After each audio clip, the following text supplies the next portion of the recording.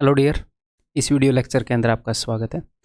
अभी हम कंटिन्यू करने वाले हैं अपनी journey miscellaneous questions concept lecture 6 का पार्ट 2। जो बचे हुए कुछ मिसलेनियस क्वेश्चंस हैं वो हम इस वीडियो के अंदर करने वाले हैं। चलिए जी, बहुत ही इंटरेस्टिंग हम क्वेश्चंस करने वाले हैं। और अगर आपको ये जर्नी इंटरेस्टिंग नहीं लग रही है तो आपके एंड पर कोई कमी है। मैं अपनी तरफ से पूरे इंटरेस्टिंग वे से आपको करवा रहा हूँ। इसके अंदर इंटरेस्ट लेना स्टार्ट करो, क्योंकि अगर आप इसके अंदर इंटरेस्ट लेना स्टार्ट नहीं करोगे तो क्या होएगा, आपके ऊपर ये काम एक बर्डन की तरह होगा, एक बोझ की तरह होगा। तो बोझ की तरह पढ़ोगे। बोझ को हम अपने ऊपर कितनी दूर लाद सकते हैं? एटलीस्ट उतनी दूर तो नहीं लाद सकते जितनी दूर हम एक ऐसी चीज़ को लाद सकते हैं जो हमें बहुत ज़्यादा पसंद है। बहुत ज़्यादा नहीं, चाहे थोड़ी सी भी पसंद है। ठीक है, तो इंटरेस्ट लेना स्टार्ट करो। इंटरेस्ट कैसे आएगा? जब चीज़ों को आप बेहतर तरीके से सीखने की कोशिश करोगे, उनके पीछे रीज़न जानने की कोशिश करोगे कि ये क्यों हो रहा है, ये क्यों हो रहा है। जब आप क्वेश्चन पूछोगे और उनके जो आंसर है वो खोजोगे, उनके आंसर निकालोगे तब। ठीक है, चलिए जी। A salesman is allowed 16% commission on total sales made by him and a bonus of 3% on sales over 18,500। तो क्या सिस्टम है? सेल्समैन ने कुछ सेल की तो 0 से लेकर 18,500, जो स्टार्टिंग के 18,500 की, इतने रुपए की, यानी कि मान लो वो चीज़ें बेच रहा है। अगर उसने इतने रुपए की चीज़ें बेच दी, इतने रुपए की सेल करी, तो उसको 16% का कमीशन मिल रहा है। 16% के कमीशन का क्या मतलब है? इसका 16% जो भी होगा वो उसका है। क्लियर है? और 18,500 से ऊपर मान लो उसने टोटल सेल 19,000 की। तो अगर टोटल सेल 19,000 की तो स्टार्टिंग का जो 18,500 है उसका उसको मिलेगा 16%, और तो बाद का 500 है उसके ऊपर उसको क्या मिलेगा? उसको 16% तो मिलेगा ही, क्योंकि 16% उसका कमीशन है, उसका हिस्सा है। उसको बोल रखा है कि भैया जितनी भी सेल करोगे तुम्हें 16% मिलेगा। लेकिन उसको मोटिवेट करने के लिए कि 18,500 से ऊपर की तुमने सेल कर दी तो 3% बोनस और देंगे, मतलब 16% तो मिलेगा ही मिलेगा, 3% और मिलेगा। तो यहाँ पर उसको कितना मिलेगा? उसको 19% मिलेगा 500 का। ये उसकी टोटल कमाई हो जाएगी, ताकि वो सेल को ज़्यादा से ज़्यादा करे, उसको मोटिवेट करने के लिए। ठीक है, तो जैसे अपने आप को मोटिवेट करने के लिए आप क्या सोच सकते हो? आप ये सोच सकते हो कि जॉब के बाद आप क्या क्या कर पाओगे। आपके पास एक बढ़िया मंथली सैलरी होगी। ठीक है, उसके बाद आप मनचाहे कपड़े खरीद पाओगे। अगर आपको कुछ बढ़िया बढ़िया ब्रांड के कपड़े पहनने पसंद हैं, आप मनचाही जगह पर खा पाओगे। ये नहीं कि 5 स्टार होटल में, वो वहाँ पर 300 रुपये की जो चाय देते हैं वो बाहर भी मिल जाती है 10 रुपये में। ठीक है, तो एक बढ़िया जगह पर आप खा पाओगे, बढ़िया कपड़े पहन पाओगे। कहीं पर घूमने का दिल कर रहा है बढ़िया बढ़िया जगह पर, वहाँ पर घूम पाओगे। छुट्टियाँ मना पाओगे, हैं, सैटरडे संडे की गवर्नमेंट जॉब में छुट्टियाँ मिलती हैं, और भी कई सारी छुट्टियाँ मिलती हैं। तो एक बढ़िया लाइफ जी पाओगे। और जो आपके परिवार वाले हैं, आपके गांव वाले हैं, आपके शहर वाले हैं, जहाँ पर भी आप रहते हो, आपके पड़ोसी हैं, आपके रिलेटिव्स हैं, वो थोड़ी सी ज़्यादा इज्जत आपकी करने लग जाएंगे। आपके पॉइंट ऑफ व्यू को सुनेंगे। अगर आप बताओगे किसी डिस्कशन में कि मेरा ये कहना है यहाँ पर, तो वो बोलेंगे भाई इसको भी सुन लो। क्यों? क्योंकि आपने मेहनत करके कुछ अचीव किया है, तो भाई ये बंदा भी सिंसियर लगता है, इसको भी सुन लो एक हिसाब से। ठीक है, तो आप भी इसके लालच में देख सकते हो कि भाई अगर मैं नहीं पढ़ा तो वो सब नहीं मिलेगा, अगर पढ़ा तो वो चीज़ें मेरा वेट कर रही है। तो इन चीज़ों से ही मोटिवेशन मिलती है, जैसे यहाँ पर सेल्समैन को मिल रही है। 18,500 के बाद मान लो उसने X रुपए की चीज़ें बेची, हमें पता नहीं कितने रुपए की चीज़ें बेची, इसके ऊपर उसको मिलेगा जी 19%। ये X मानने की ज़रूरत नहीं है, ताकि मैं इसका कुछ ना कुछ तो नाम रखना पड़ेगा ना, ताकि मैं इसको बुला सकूँ, इसलिए मैं इसको X बोल रहा हूँ। अदरवाइज इसका हम कोई खास यूज़ नहीं करने वाले। ठीक है, ताकि मैं इसको रेफर कर सकूँ। 18,500 के बाद जितने भी रुपए की उसने सेल की वो X रुपए हैं, तो उन सब का उसको 19% मिलेगा। तो देखते हैं जी क्या पूछा है। If the total earning of the salesman is 15,595, find the total sales. तो जो सेल्समैन की अर्निंग है वो 15,595 है। तो मुझे एक बात बताओ, जो सेल्समैन की अर्निंग है वो कैसे होंगी? सेल्समैन की अर्निंग होएंगी 16% ऑफ, मैं जस्ट आपको तरीका बता रहा हूँ कि हम कैसे कर सकते हैं। हम 18,500 का 16% निकाल सकते हैं। 16% ऑफ 18,500 ये उसकी अर्निंग होएंगी। ये जो भी वैल्यू आएगी इस वैल्यू को मैं घटा दूंगा क्योंकि उसकी टोटल अर्निंग कितनी है 15,595। इसकी दो तरह की अर्निंग होएगी सेल्समैन की, एक तो 16% ऑफ 18,500 और एक 19% ऑफ एक्स। तो 16% ऑफ 18,500 हम निकाल सकते हैं, इसलिए निकाल के हम घटा देंगे। तो ये जो उसकी अर्निंग आएगी ये बराबर होएगी किसके 19% ऑफ एक्स के। तो आपको एक्स के 19% की वैल्यू मिल जाएगी। तो 1% की वैल्यू ये होएगी, 100% की वैल्यू ये होएगी, तो आपको एक्स की वैल्यू मिल जाएगी। ठीक है, इस तरीके से एक्स की वैल्यू मिल जाएगी। और फिर हम एक्स के अंदर इसको जोड़ सकते हैं कि भैया टोटल कितने की सेल की, यही उसने पूछा है कि टोटल कितने की सेल की। तो ये भी एक तरीका है, बट हम इससे थोड़ा सा फास्ट तरीका करेंगे। इसमें कई स्टेप हो गए। इसका 16% निकालो, फिर उसको घटाओ, फिर एक्स की वैल्यू निकालो, फिर इसको जोड़ो। इसको थोड़े से और बेटर वे से करने की कोशिश करते हैं। तो हम ये करते हैं कि उस बंदे को 18,500 पर सिर्फ 16% मिल रहा है और एक्स पर 19% मिल रहा है। यानी कि एक्स पर क्या मिल रहा है 16% प्लस 3%। तो 16% तो उसको हर जगह मिल ही रहा है, बस इस हिस्से में 3% एक्स्ट्रा मिल रहा है। तो मैं इस हिस्से में भी उसको अगर 3% दे दूँ तो क्वेश्चन को सोल्व करने के लिए इस हिस्से में भी 3% दे दूँ तो हर जगह उसको 19 मिलने लग जाएगा। 19% किसका, पूरी सेल्स का। और हमें क्या निकालना है, हमें तो पूरी सेल्स निकालनी है। तो वो थोड़ा सा ईजी रहेगा। कैसे, देखो अगर मैं इसका 3% उसको दे दूँ तो इसका 3% कितना है, इसका 3% निकालना बहुत ही आसान है। इसका 1% है 185, 3 गुणा कर रहा हूँ, 3 5 15, 18 3 54 और 1 55, 555 रुपये। अगर उसको यहाँ पर भी 19% मिलता तो उसकी टोटल सेल हो जाती 15,595 प्लस 555 और 5 14 और 1 15, 5 और 5 10 और 1 11, 16,150 हो जाती है उसकी टोटल सेल। ठीक है, अगर उसको पूरे पर 19% मिलता तो यानी कि ये पूरी सेल का 19% है।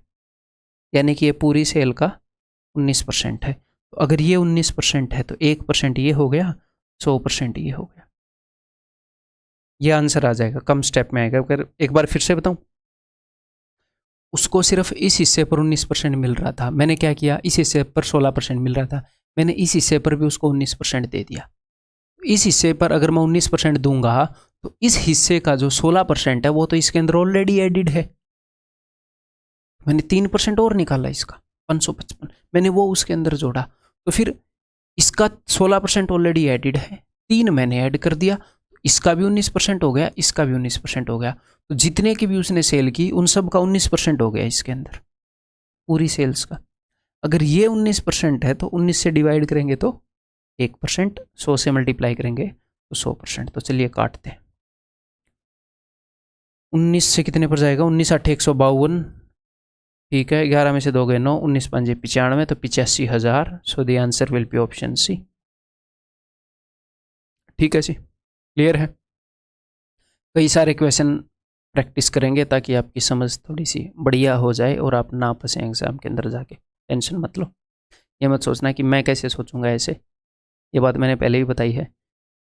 आप ये कैसे सोचोगे, ये मैं सोच चुका हूँ, है इसीलिए इसी तरीके से चीज़ों को अरेंज किया गया है कि आपको ये सोचने की ज़रूरत नहीं है कि आप कैसे सोचोगे।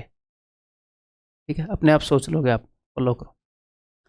A company gives 8.5% commission on its sales to its salesman up to sales of rupees 15,000। 15,000 तक की सेल्स करेगा, 8.5% कमीशन। इसके बाद वो इससे ज़्यादा जितने भी रुपए की सेल करेगा उसके ऊपर 2.5% एक्स्ट्रा दे रहे हैं, यानी कि 8.5% प्लस 2.5%, यानी कि टोटल 11% मिलेगा उसको यहाँ पर, है ना। ठीक है जी। The sales above 15,000। If the total earning of the salesman is rupees this, find the total sales। अगर सेल्समैन की टोटल अर्निंग इतनी है तो टोटल सेल्स बताओ। तो पिछले क्वेश्चन के जैसा ही है, अगर टोटल अर्निंग इतनी है तो टोटल अर्निंग कितनी है, इस वैल्यू का 11%, इस वैल्यू का 8.5%। अगर मैं पूरी वैल्यू का 11% कर दूँ टोटल अर्निंग को तो थोड़ा सा निकालना ईजी हो जाएगा। मैं इसका तो 2.5% निकाल नहीं सकता क्योंकि अननोन है, नहीं तो मैं इसका 2.5% निकाल के उसको सब्ट्रैक्ट कर देता तो पूरी वैल्यू का 8.5% के फॉर्म में आ जाती। वो तो मैं कर नहीं सकता, अननोन है, बट ये नोन है, तो मैं इसका 2.5% निकालता हूँ। इसका 8.5% तो इस सेल में ऑलरेडी है, इसका 2.5% निकालूंगा। तो इसका 1% कितना है भाई 150, 2% कितना है 300, इसका आधा % कितना है 1% 150 तो 75, तो 375 रुपये हो गया। इसका 2.5% जोड़ दो 23,625 के अंदर, 43,625 के अंदर,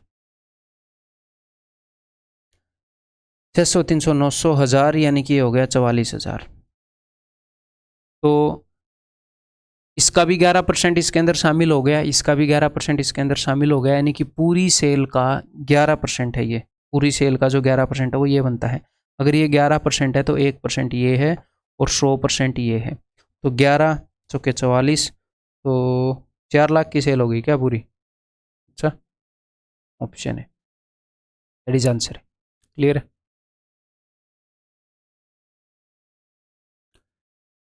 ये बताओ अब, a company gives 15% commission to his salesman on his stock. और एक और बात, बिकॉज आपके सामने मैं वीडियो बना रहा हूँ, आपके सामने ऑलरेडी आंसर अवेलेबल है, अगर आप इसको ट्राई नहीं भी करोगे तो भी मैं बता ही रहा हूँगा, है ना।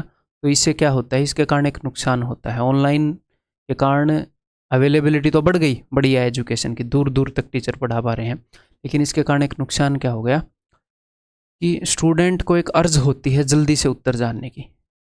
इसके कारण वो क्या करेगा, अगर उसने 1-2 बार ट्राई किया, आंसर नहीं आया, तो वो वीडियो को ऑन कर देगा, टीचर से आंसर पूछ लेगा।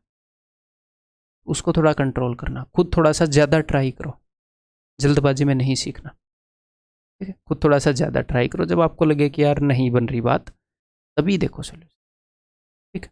खुद अपना दिमाग लगाओ, आपके दिमाग को चलाने के लिए हम ये काम कर रहे हैं, ना कि मेरे दिमाग को चलाने के लिए, मेरे से पूछने के लिए ना। A company gives 15% commission to his salesman on his total sales and 2% bonus on sales above 18,000। तो अगर 18,000 तक सेल करेगा तो भाई साहब उसको मिल रहा है 15%। अगर इसके बाद वो जितनी भी सेल करेगा, जितने भी अमाउंट की हमें पता नहीं, तो उसको 2% बोनस भी मिल रहा है, यानी कि 15 + 2% 17% उसको मिल रहा है वहाँ पे। Okay, the salesman deposited rupees 75,060 in the company after deduction his commission. English गलत है, आफ्टर डिडक्टिंग, अपने कमीशन को काटने के बाद। अगर सेल्समैन 75,060 रुपये जमा करा देता है कंपनी के अंदर अपने कमीशन को काट के, फाइंड द टोटल सेल्स। तो ये वो रुपए हैं जो उसने जमा कराए हैं, यानी कि कौन से रुपए हैं, ये वो रुपए हैं जो सेल्समैन ने कमाए, वो नहीं जो कंपनी ने कमाए। उसने अपना हिस्सा काट लिया, जो कंपनी ने कमाए वो हैं। अब तक हम देख रहे थे कि सेल्समैन कितने कमा रहा है, अब हम देख रहे हैं कंपनी कितने कमा रही है। तो सेल्समैन जितना कमीशन काट रहा है उसके बाकी कंपनी कमा रही है। यहाँ पर कंपनी कितना कमा रही है, यहाँ पर कंपनी कमा रही है 85%, और यहाँ पर कंपनी कितना कमा रही है, यहाँ पर कंपनी कमा रही है 83%। और इस क्वेश्चन को इजीली सोल्व करने के लिए हम क्या करते हैं, इसको इजीली सोल्व करने के लिए हम ये करते हैं कि हम दोनों जगह परसेंटेज को सेम करने की कोशिश करते हैं। तो यहाँ पर तो देखो मैं बदलाव कर नहीं सकता, मेरे को x की वैल्यू नहीं पता, यहाँ पर तो मैं इसका 2% निकाल के इसमें जोड़ूँ कैसे, मैं यहाँ पर इसका 2% निकाल के इसमें से घटा सकता हूँ। इसका 85% कंपनी की कमाई है, तो इसका 2% कितना है भाई साहब, इसका 1% है 180, इसका 2% है 360। तो कंपनी की टोटल कमाई में से मैंने 360 रुपये घटा दिए, तो ये हो गया 750 में से 3 गए 747। तो यहाँ पर 85% कंपनी की कमाई होती थी, मैंने 2% हटा दी, तो 83 हो रही है यहाँ पे, अभी यहाँ पे भी 83, तो हर जगह 83% कमाई हो रही है अब कंपनी की। तो ये 83% है पूरी सेल का। पूछ क्या रहे हैं वो, फाइंड द टोटल सेल। अगर ये 83% है तो 100% की वैल्यू,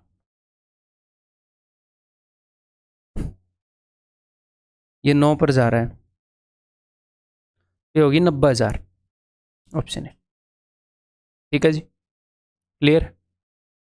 अगले क्वेश्चन में वैसे सोचने की कोशिश करोगे, अपने आप को टाइम दो, आपके ऊपर कोई बंदिश नहीं है। कि जल्दी से परफॉर्म करना है, नहीं, अभी हम सीख रहे हैं, कोई दिक्कत नहीं है।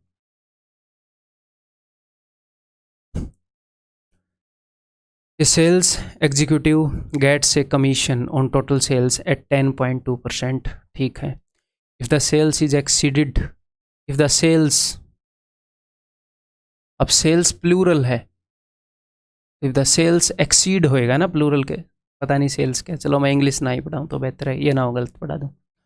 If the sales exceeds ₹15,000, अगर 15,000 से exceed करती है cell, he gets an additional commission as a bonus of 8.5% on the excess of sales over ₹15,000। ये कह रहे हैं कि सेल्स अगर 15,000 से ज़्यादा होती है तो उसको 8.5% बोनस मिलता है। खतरनाक बोनस मिल रहा है उसे इतना बड़ा, 15,000 से ज़्यादा पर। तो वही कहानी है, 15,000 तक भाई साहब को कितने रुपए मिल रहे हैं? 15,000 तक उसको 10.2% कमीशन मिल रहा है। इसके बाद जितने रुपए की भी सेल करेगा उसके ऊपर 10.2% तो मिल ही रहा है, साथ में 8.5% भी एक्स्ट्रा मिल रहा है इसका, तो हो गया 18.7% टोटल। ठीक है, okay. If he gets total earning of ₹3180, ये सेल्समैन की अर्निंग है। देन दी बोनस, तो हमने बोनस बताना है, ठीक है, ही रिसीव्ड दिस। तो कोशिश करेंगे ना कि हम डायरेक्टली वो चीज़ बता पाएँ बिना ज़्यादा कैलकुलेशन के। तो बोनस क्या है? बोनस है एक्स का 8.5%, ठीक है, एक्स का 8.5% बताना है, ठीक है। और उसकी सेल क्या है? If he gets total earning, उसकी टोटल अर्निंग क्या क्या है बताओ मुझे। उसकी टोटल अर्निंग है इसका 10.2% और इसका 10.2% प्लस 8.5%, इसका 18.7%। इसका तो मैं 18.7% निकाल नहीं सकता, नहीं निकाल सकता। मैं इसका 10.2% ज़रूर निकाल सकता हूँ मैं। अगर मैंने इसका 10.2% निकाल दिया, यहाँ से जो उसकी सेल है वो मैंने यहाँ से घटा दी, तो उसकी जो भी कमाई है वो यहाँ से बच जाएगी, एक्स की परसेंटेज के रूप में बच जाएगी, और फिर शायद थोड़ा सा ईजी कर पाएँ, देखते हैं। तो इसका 10.2% क्या होगा भाई? इसका 10% है 1500, 0.1%, 1% कितना है? 150, 0.1 कितना है? 15, 0.2 कितना होगा? 15 का डबल 30, तो टोटल है 1530। यहाँ से उसकी कमाई 1530 हो रही है इस हिस्से से। इस हिस्से से कितनी होगी? घटा दो 3180 में से, घटा दो। 80 में से 30 गए 50, 31 में से 15 गए 16, तो यहाँ से कमाई हो रही है 1650। यहाँ से जो उसकी कमाई हो रही है वो है क्या वैसे? वो है 18.7% ऑफ एक्स, यानी कि एक्स का 18.7% ये है। एक्स का 18.7% ये है, तो एक्स का 1% क्या है? ये। और हमें क्या चाहिए? हमें सिर्फ बोनस बताना है। तो बोनस क्या है? बोनस है एक्स का 8.5%। ये लो भाई, 8.5% की वैल्यू बतानी है। This is the answer. Point से पॉइंट कट जाए, 19 नहीं 17 पे जाएगा ना, 17 पे, हाँ 17 5 85, 17 से 11 पर, 11 से 15 पर, 15 5 75, 750 will be the answer. Option B. Clear है जी? ये देखो, a salesman is allowed 14% commission on total sales and 4.5% bonus. अब की बार बोनस 4.5 है ऑन द सेल्स ओवर 16,000। अगर 16,000 तक सेल्स हुई तो कमाई है 14%। 16,000 के ऊपर जितने भी रुपए की सेल हुई उसके ऊपर कमाई है भाई साहब की 14% तो है ही है, एक बोनस भी है 18.5%। ठीक है जी। If the bonus he received is 2160, then find the total earning of the salesman.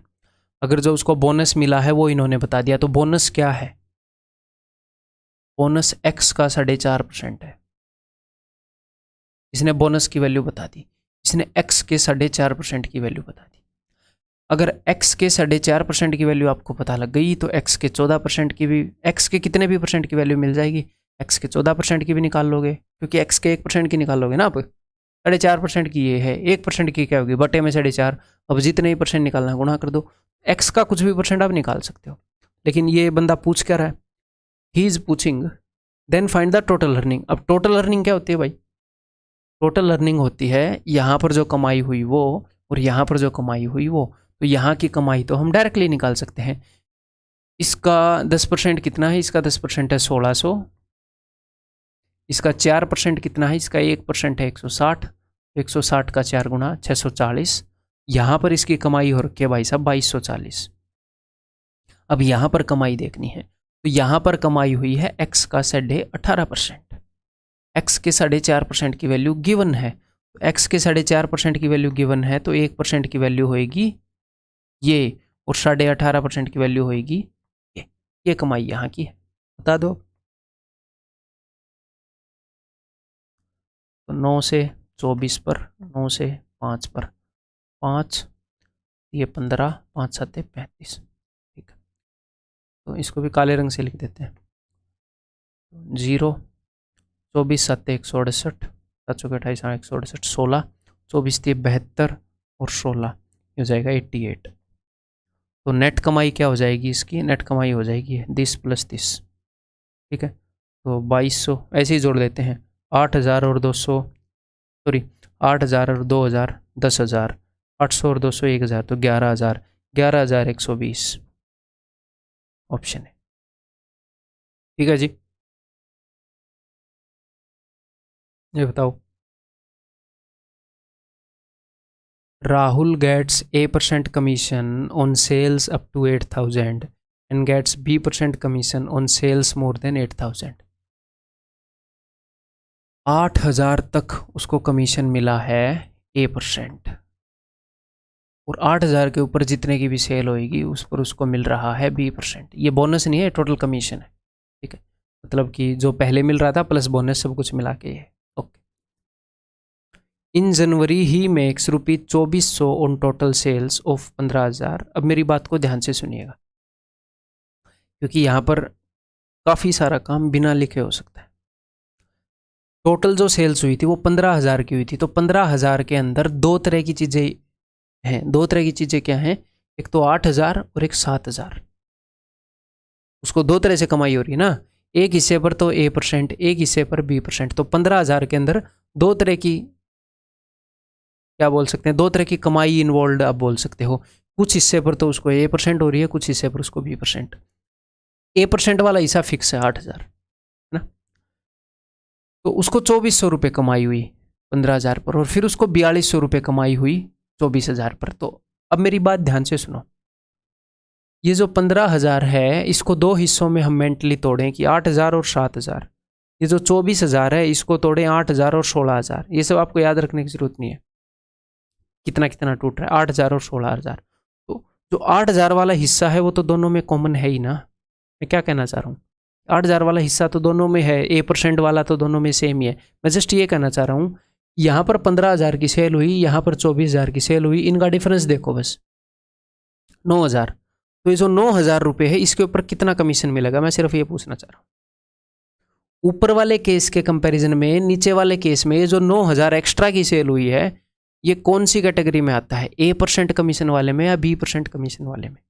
ये तो 8,000 के बाद की बातें हैं ना। 8,000 के बाद जितनी भी सेल होगी B% मिलेगा। स्टार्टिंग के 8,000 में A% मिल रहा है, ये तो 8,000 के कहीं दूर की बातें हैं।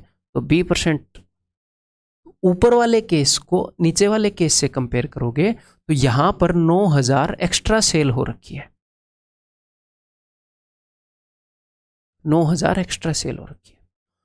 तो नीचे वाले केस में जो कमाई होएगी वो कितनी होएगी, इस 9,000 का B% और निकाल लो, उतनी कमाई होएगी, क्योंकि 8,000 के बाद की बातें हैं। इसका B% निकाल लोगे उतनी कमाई एक्स्ट्रा हो जाएगी ऊपर वाले केस के कंपैरिजन में। और कमाई एक्स्ट्रा कितनी हो रही है, कमाई ऊपर हुई थी 2,400, यहाँ पर हुई 4,200, 1,800 ज़्यादा हो गई। 1,800 कमाई ज़्यादा हो गई है, 1,800 इसका कितना % है देखना जरा। 1,800 इज व्हाट % ऑफ 9,000? 18 एकम 18, 18 5 90, 20%। समझ गए? सेकंड वाले केस में उसने 1,800 रुपये ज़्यादा कमाए। क्यों कमाए होंगे? क्योंकि सेल ज़्यादा कर दी। सेल कितने की ज़्यादा कर दी है? 9,000 की सेल ज़्यादा कर दी, और उस 9,000 की सेल पर B% उसको कमीशन मिल रहा है। अच्छा 20% कमीशन मिल रहा है, इसी कारण ज़्यादा कमाए होंगे, 1800 ज़्यादा कमा के बैठा है, तो ये बी की वैल्यू मिल गई कि भैया बी की वैल्यू 20% है, बी की वैल्यू 20% है भाई साहब। अब सब कुछ आ जाएगा। अब किसी भी एक केस को पकड़ लो, अब चाहे ऊपर वाले को पकड़ लो, नीचे वाले को पकड़ लो। ऊपर वाला केस मैंने पकड़ लिया 8000 प्लस 7000, इसको मैं समझ रहा हूँ। यहाँ पर तो 20% कमाई हो रही है, 20% कमाई का मतलब क्या है, 700 का डबल 1400, टोटल कमाई हो रही है 2400, यानी कि यहाँ पर कमाई होगी 1000, टोटल कमाई 2400, 1400 यहाँ पर होगी 1000, तो 8000 का 1000, 8000 के ऊपर 1000 कमाई हुई है। ये तो 1/8 हो रखी है कमाई। 1/8 का क्या मतलब है, 12.5% यहाँ पर कमीशन मिल रहा है, ए की वैल्यू मिल गई 12.5%। का पूछते रहे एग्जामिनर आपसे कि बी माइनस ए बताओ, B minus A that is 7.5%, option D. अब इसी चीज को हम लिख कर भी रिप्रेजेंट कर सकते हैं, या फिर ये मेंटली देखने की चीज, लिख कर अगर हम रिप्रेजेंट करेंगे, कुछ हिस्सा बता दूंगा मैं, सारा हिस्सा नहीं बताऊंगा, 20% निकालने तक की हिस्से को लिखकर बता दूंगा कि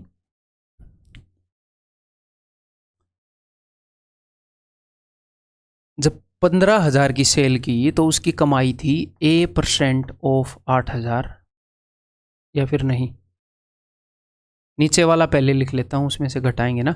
जब उसने 24,000 की सेल की तो उसकी कमाई थी A% ऑफ 8, अच्छा लिखना तो यही था यार, फिर भी 8,000, हमारा भी दिमाग घूम गया है क्या। और B% ऑफ 24,000 की सेल की बात कर रहा हूँ, 24 में से 8,000 गए, 16,000, तो उसकी कमाई हुई 4200। ऊपर वाले केस में उसकी कमाई हुई A% of 8,000 plus B% of 15,000 sale थी 7,000, यहां पर उसकी कमाई हुई 2400। अगर आप ऊपर वाले में से नीचे वाली इक्वेशन घटाओगे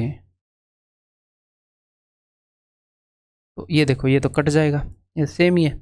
यहां पर क्या बचेगा, 16,000 का B% में से 7,000 का B% घटाना है, तो क्या बचेगा, 16,000 में से 7,000 गए, B% ऑफ 9,000, क्लियर है। इस इक्वल टू यहाँ पर क्या बचेगा 1800, तो 9,000 का B% है 1800, तो 9,000 का कितना परसेंट है 20, 1/5 दिख रहा है, इज इट दिखिंग और नॉट, 1/5, 20%, बी की वैल्यू आ गई। अब सब कुछ जैसे मैंने बताया उसी तरीके से हो जाएगा। ये बताओ, ये देखो, हाँ कितने लोग बताएंगे, कितने लोग करेंगे इसको। 18% of a plus 15% of b, 18% of a मैं ऑफ नहीं लिखूंगा, plus 15% of b plus 19% of c equal to 17% of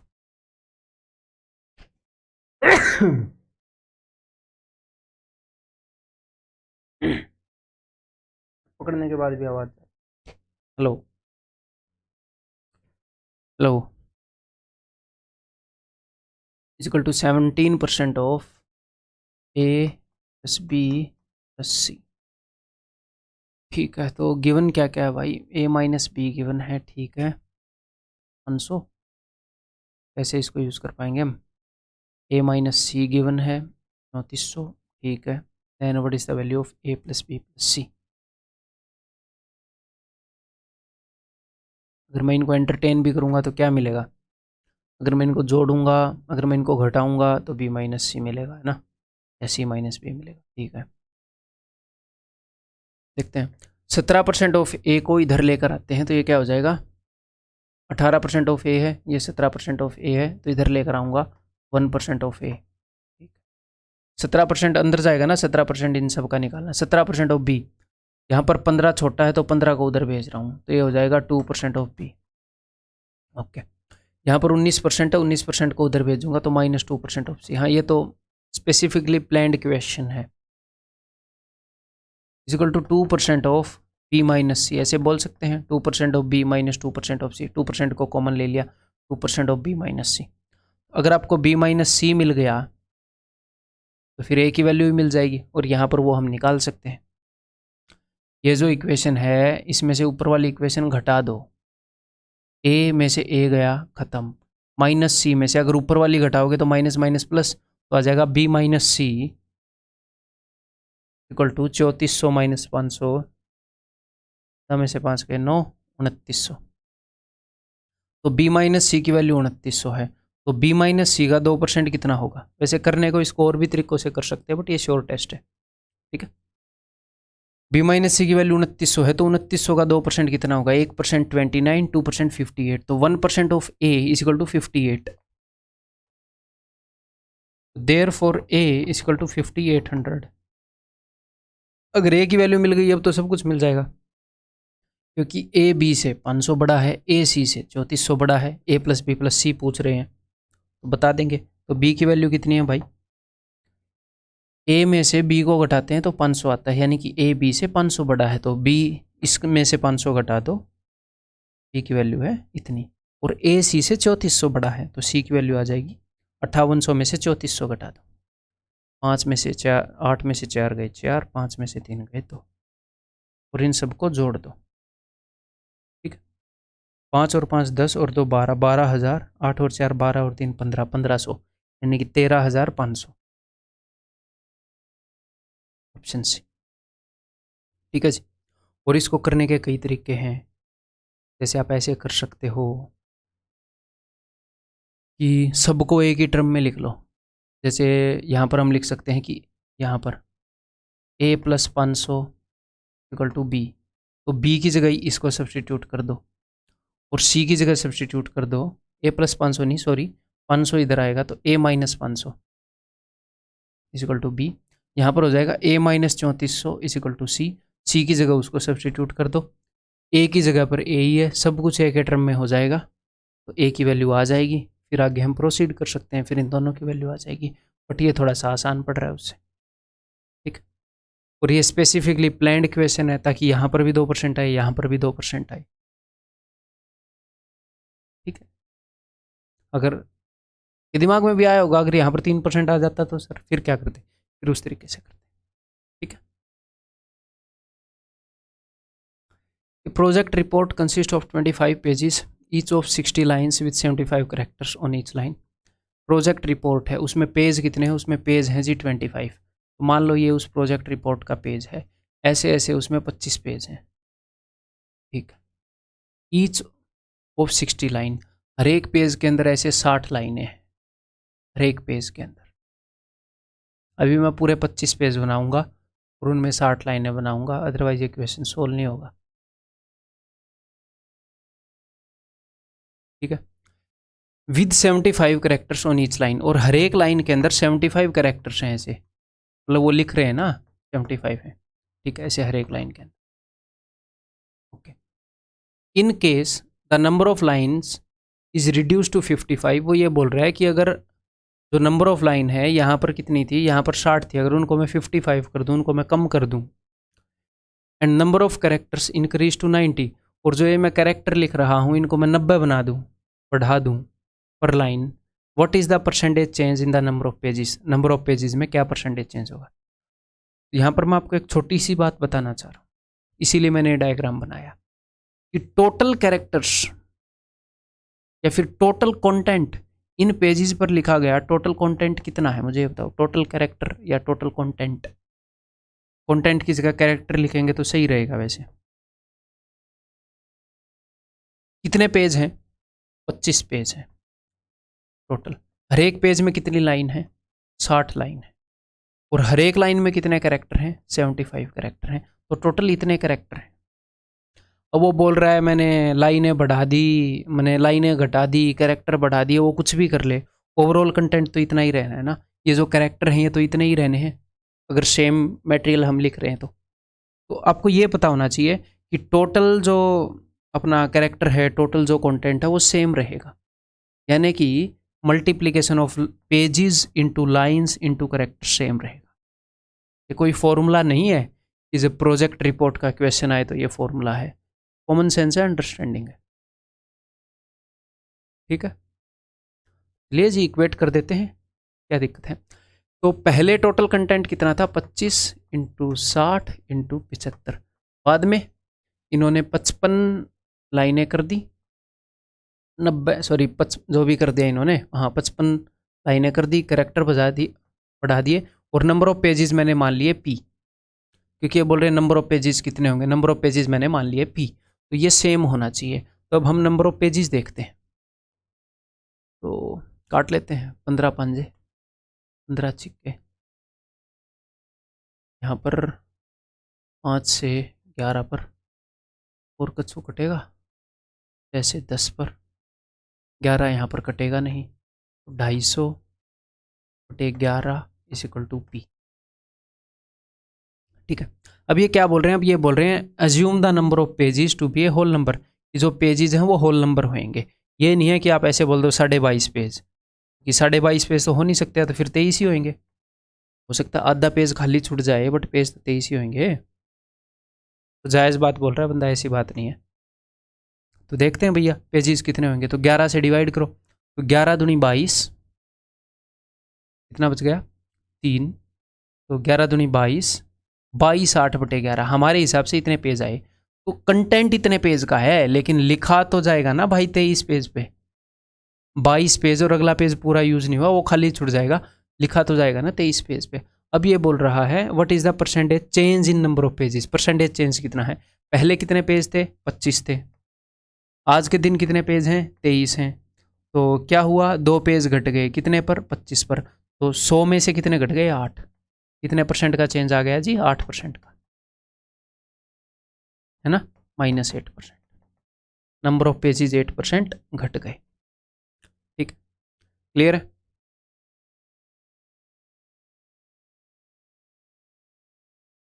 As Prabhat was buying a book to gift his friend, he first paid the shopkeeper 60% of the money that he had with him.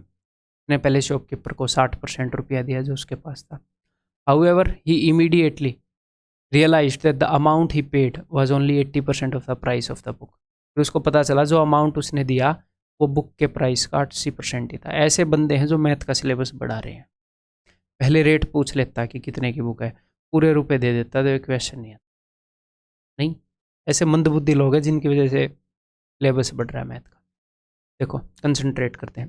तो उसने starting में कितने रुपए दिए, जितने उसके पास थे उसने उसका 60% दे दिया, और हुआ क्या फिर, जितने रुपए उसने दिए उनसे बुक का 80% प्राइस ही पे कर पाया। यानी कि अब ध्यान से सुन लीजिएगा, मान लो उसके पास एम मनी था, उसके पास एम मनी था, तो उसने पूरे मनी का 60% दे दिया, जो कि किसके बराबर हुआ 80% ऑफ बुक का प्राइस, बुक के प्राइस का 80% के बराबर हुआ।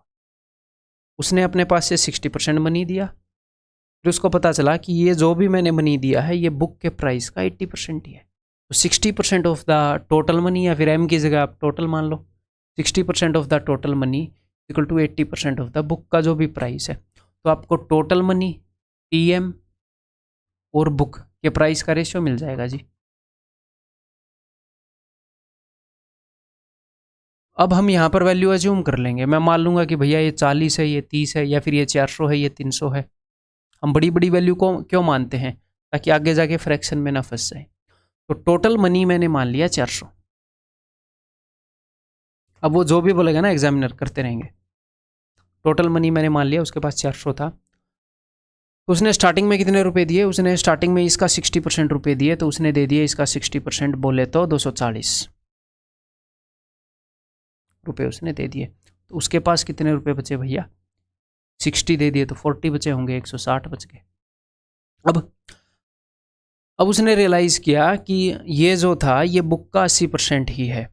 बुक टोटल कितने की है, बुक टोटल है 300 की, तो उसने फिर उसके बाद 60 रुपये और दिए। सॉरी, अब उसने 60 रुपये कहाँ दिए, बेवकूफ़ है बंदा, मैं बता रहा हूँ मंदबुद्धि है, यही क्वेश्चन को डिफिकल्ट बनवा रहा है। He further offered 55% of the money remaining with him, फिर जो रुपये उसके पास बचे थे उसका 55% उसने आगे दे दिया। तो इसका 50% कितना है, इसका 50% है 80, आधा, और 5% हो गया 8, तो भाई साहब ने 88 रुपये और दे दिए। ये लो भाई 88 रुपये ले लो, ठीक है। तो उसके पास बचे कितने, तो 100, इसके पास बच गए 72 रुपीज़, है ना।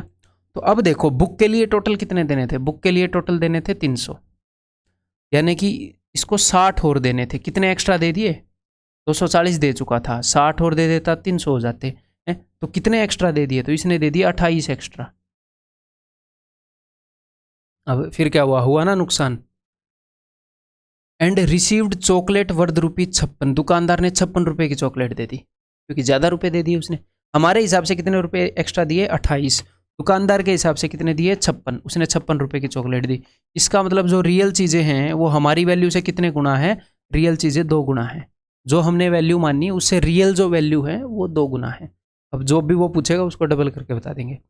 What is the amount left with Prabhat after he bought the book. ये सब कुछ झंझट हुआ, उसके बाद उसके पास 72 रुपये बच गए थे, तो एक्चुअल में 144 रुपीज़ बचे। ऑप्शन है, ठीक है जी। कितने रुपए बचे हैं, 144। ये देखो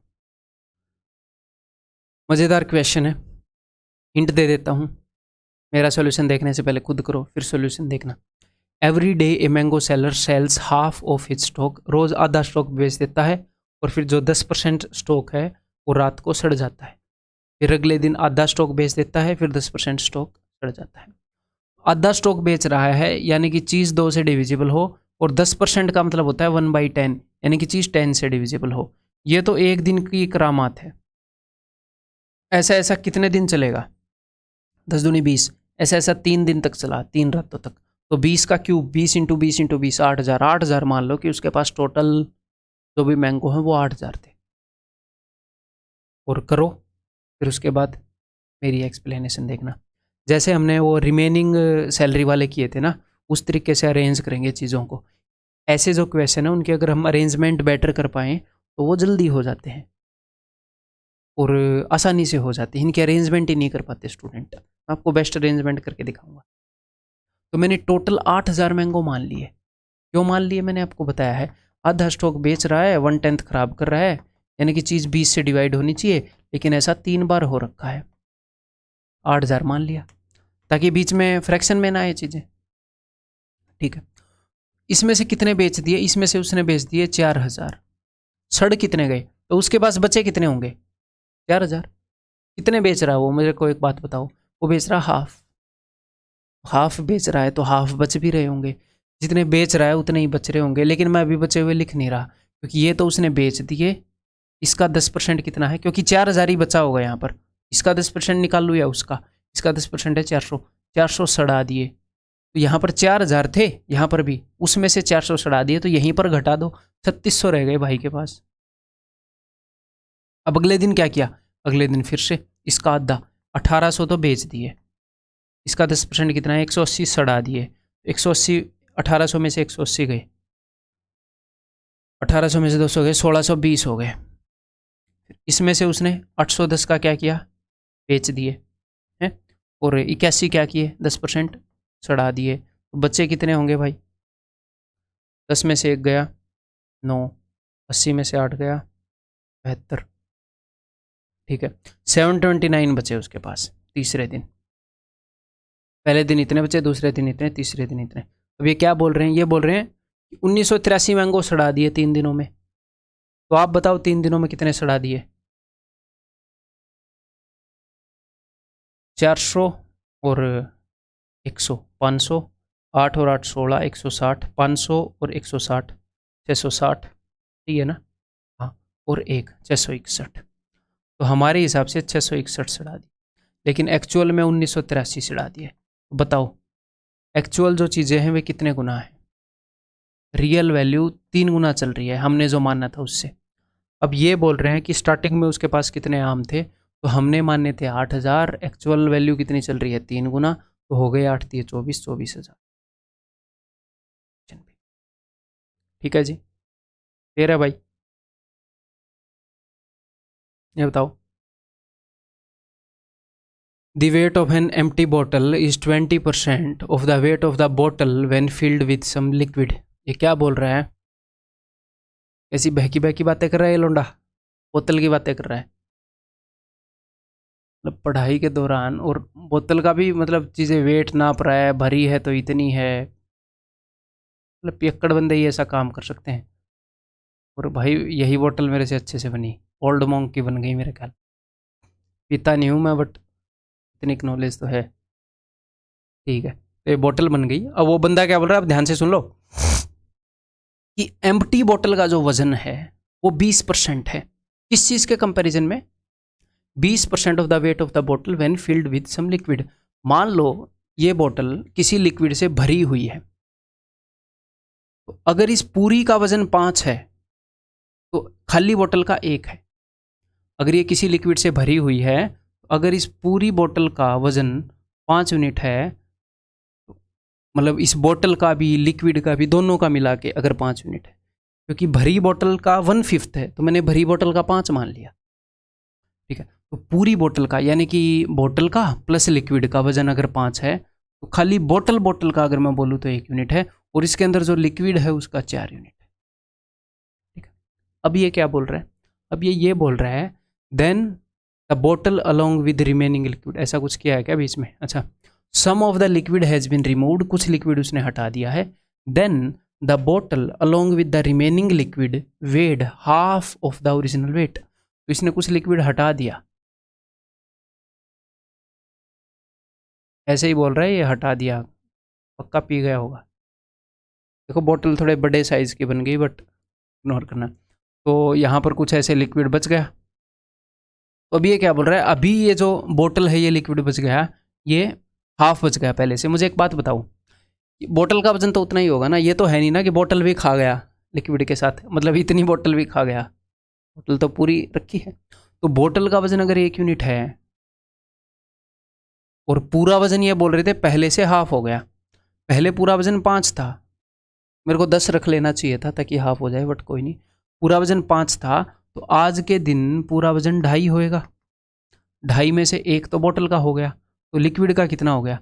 लिक्विड का हो गया जी 1.5 आज के दिन।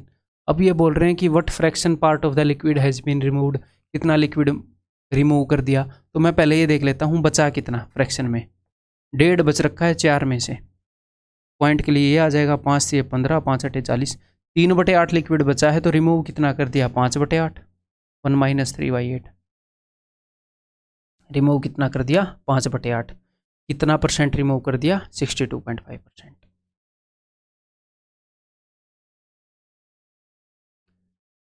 विशाल goes to a shop to buy a radio costing ₹2568। The rate of sales tax is 7%। वो रेडियो लेने गया, रेडियो का प्राइस उतना था और ऊपर से 7% टैक्स भी लगेगा। He tells the shopkeeper to reduce the price of the radio such an extent that he has to pay 2568। वो बोल रहा है कि यार रेट को इतना घटा दो कि मुझे 2568 देना पड़े, including the sales tax, sales tax के साथ। अदरवाइज क्या मामला था, 2568 रुपये दे दो और 7% और दे दो। बार्गेनिंग कर रहा है कि यार इतना घटा दो कि सेल्स टैक्स मिला के इतना देना पड़े। यानी कि एक्चुअल में क्या होएगा, अगर वो 100% रुपये में रेडियो खरीदेगा तो 7% सेल्स टैक्स लगेगा, तो जो भी रेडियो की कॉस्ट है, जो भी रेडियो की कॉस्ट है उसको उसका 107% देना पड़ेगा। ये टैक्स है ओवरऑल। तो वो ये बोल रहा है कि मेरे को टोटल इतना देना पड़े, तो यानी कि वो क्या कह रहा है कि ये रेडियो की कॉस्ट का 107% होना चाहिए, यानी कि 107 की जगह पर ये होना चाहिए, 107 यूनिट की जगह ये होना चाहिए। अब ये क्या पूछ रहे हैं, find the reduction needed in the price of the radio, कि रेडियो के प्राइस में कितनी रिडक्शन होनी चाहिए। तो यहाँ पर कई बच्चे कंफ्यूज होंगे, ध्यान से सुनिएगा कि फिलहाल रेडियो का प्राइस कितना है। फिलहाल रेडियो का प्राइस है 2568। कितने? फिलहाल रेडियो का प्राइस इसकी जगह है 2568। इसका 7% टैक्स लगेगा, कुछ प्राइस हो जाएगा, और फिर नेट प्राइस क्या हो जाएगा? 107% ऑफ इस। लेकिन वो ये चाह रहा है कि रेडियो का प्राइस तुम इतना घटा दो कि जो नया रेडियो का प्राइस बचे उसके ऊपर मैं 7% ऐड भी कर दूं तो इतना आ जाए। तो अगर ये 107 यूनिट की वैल्यू है तो 7 यूनिट की वैल्यू क्या होगी? 7 यूनिट की, क्योंकि यही है ना रिडक्शन, रिडक्शन यही है। अगर ये 107 है तो फिलहाल ये न्यू प्राइस है, न्यू, ये ओल्ड प्राइस है 2568, ओल्ड प्राइस है ना, पहले इतना प्राइस था। तो ये चाह रहा है कि न्यू प्राइस इतना हो जाए कि उसमें 7% जोड़ने पर ये आए। अगर ये 107 है तो अगर मैं 7 घटा दूं, मैं ये पता नहीं समझा पा रहा हूँ कि नहीं, एक बार फिर से बताता हूँ। देखो, दिस इज ओल्ड प्राइस, ठीक है। तो जो न्यू प्राइस है वो इतना होना चाहिए कि उसके ऊपर 7% लग के ओल्ड प्राइस है। ये इंक्लूसिव प्राइस चाह रहा है, ये इंक्लूसिव होना चाहिए, ऐसे नहीं कि ये कॉस्ट है, मेरे को टैक्स एक्स्ट्रा। वो ये चाह रहा है कि ये जो वैल्यू है ये 107 की हो है और न्यू प्राइस ये हो। इससे ये कितना कम है, 7 यूनिट कम है। वो 7 यूनिट की वैल्यू पूछ रहा है एग्जामिनर आपसे, and the reduction needed in. अगर 107 यूनिट की वैल्यू ये है, समझाऊंगा मैं, अभी भी समझ में नहीं आया तो 7 यूनिट की वैल्यू क्या है, एक बार ये देख लो फिर समझ में आ जाएगा। कितने पर जाएगा ये, 24 पर जाएगा, है ना। 24 7 168, ठीक है जी, 168। तो 7 यूनिट की वैल्यू 168 है, 2400। अब क्या होगा, इसका 7% हमने कैलकुलेट किया 168, तब जाके ये न्यू आया। तो अब समझ गए ना, यानी कि वैल्यू इतनी करनी है कि उसके अंदर 7% जुड़ने पर ये आए। ये रेडियो की कॉस्ट होगी, तो घटाना कितना पड़ेगा, इतना घटाना पड़ेगा भैया। तो ये 107 है तो 7 घटाना पड़ेगा, 168 घटाना पड़ेगा, ऑप्शन बी। बहुत ही मज़ेदार क्वेश्चन है, अगर आप ठीक तरीके से नहीं सोच पाए तो हो सकता है काफ़ी देर में निकले या निकले ही ना। इंटरेस्टिंग क्वेश्चन है और ठीक तरीके से अगर हम करेंगे कुछ सेकंड का क्वेश्चन है, बहुत जल्दी हो जाएगा। In a company there are 3 departments, HR, marketing and finance. 3 department हैं, HR है, मार्केटिंग है और finance. Such that each group contains at least 1 employee, ताकि हर एक ग्रुप के अंदर एक एम्प्लॉई तो है। The total number of employees in these 3 departments together is 100, सारे एम्प्लॉय मिला के 100 हैं। The number of employees in HR department is at least 20% more than that of marketing. HR में जो बंदे हैं वो कम से कम 20% ज़्यादा तो हैं मार्केटिंग वालों से, और मार्केटिंग में जो बंदे हैं वो कम से कम 20% का क्या मतलब है कि कम से कम 20% तो ज़्यादा है, 19% ज़्यादा नहीं है, कम से कम 20% ज़्यादा है। 21% हो सकते हैं, 22 हो सकते हैं, बट कम से कम 20% की बढ़त तो है। उससे ज़्यादा की कितनी हो, कम से कम 20 की तो है, ठीक है जी। और टोटल बंदे 100 हैं, वो पहले बता चुका है, ठीक है जी, ओके।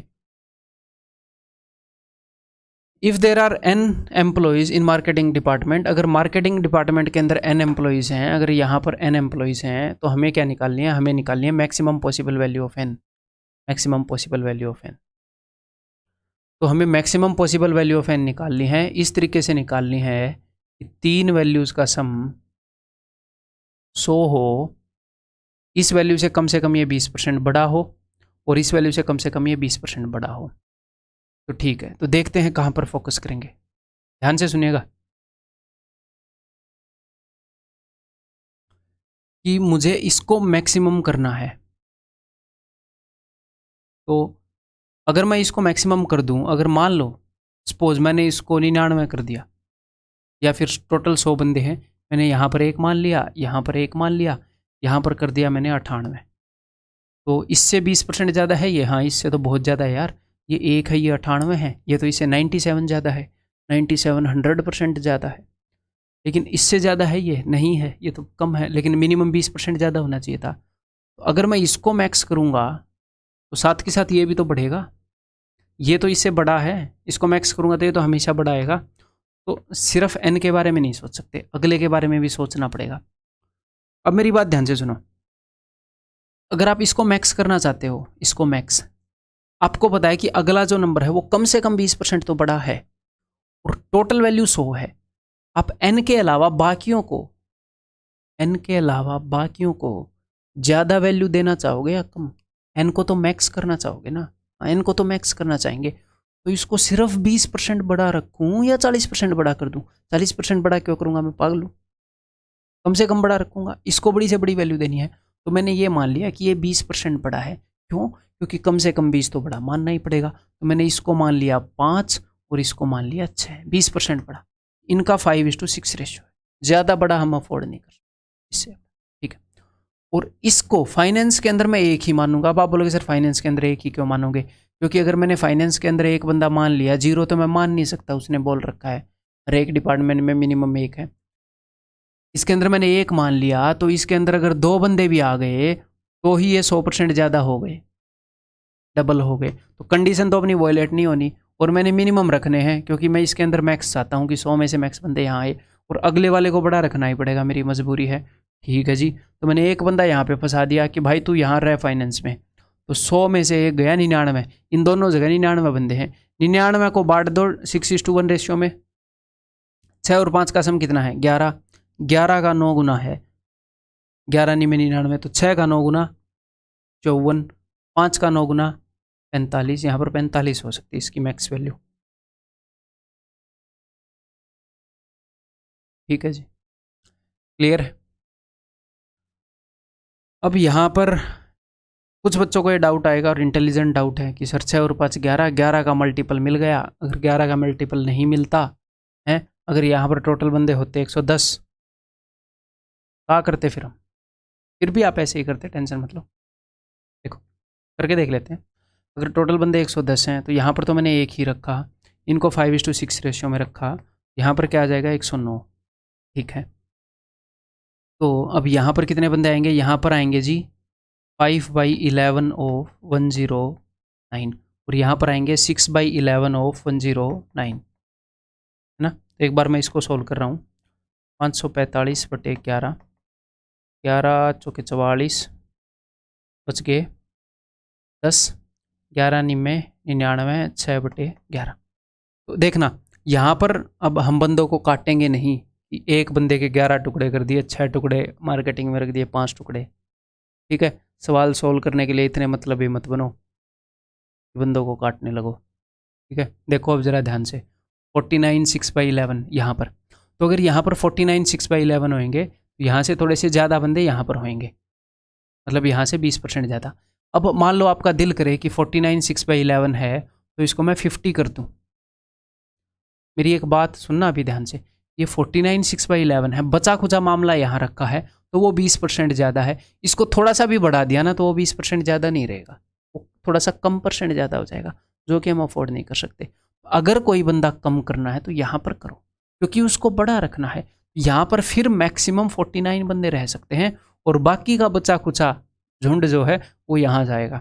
109 में से 49 गए, कितने हो गए यार? 60।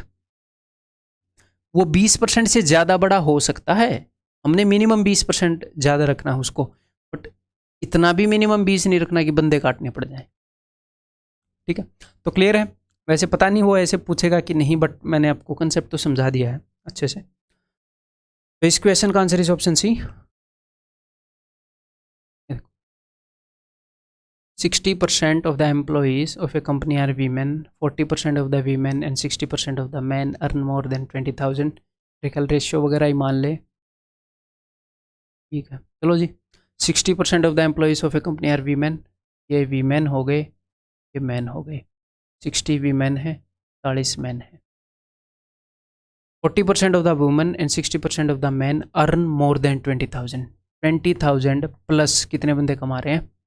40% ऑफ वुमेन, तो यानी कि 24, 24। 60% ऑफ मैन, 4×24, ठीक है। 40% of the employees earn less than 20,000, ठीक है। टोटल एम्प्लॉय कितने हैं भाई? टोटल एम्प्लॉय कितने हैं? 60 और 40, 100 वीमेन और मैन, सारे एम्प्लॉय हो गए। अब ये बोल रहा है 40% of the employee earn less than 20,000, तो 20,000 से ऊपर वाले बता दिए। अब 20,000 से कम वाले, 20,000 से ऊपर वाले कितने हैं टोटल? 24, 24, 48। 20,000 से कम वाले हैं 40%, यानी कि 40। तो 20,000 के बराबर वाले, दो ही कैटेगरी थोड़ी है कि 20,000 के ऊपर 20,000 से कम, 20,000 के बराबर वाले भी तो होगी ना। देखो पूरे बंदे हुए नहीं है, 88, 12 बंदे रह गए जो 20,000 के बराबर कमा रहे हैं। 252 employees of the company earn exactly 2000, exactly sorry 20,000, exactly 20,000 कमाने वाले 252 हैं। हमारे हिसाब से निकले हैं 12, एक्चुअल में निकले 252। कितने गुना निकले ये? 12 दूनी 24, 12 एकम 12, 21 गुना निकले। तो 21 गुना कर दो जो भी वो पूछ रहा है। How many man are there in that company, man कितने हैं? 40 हैं। 40 को 21 गुना कर दो, 840। Option C 840।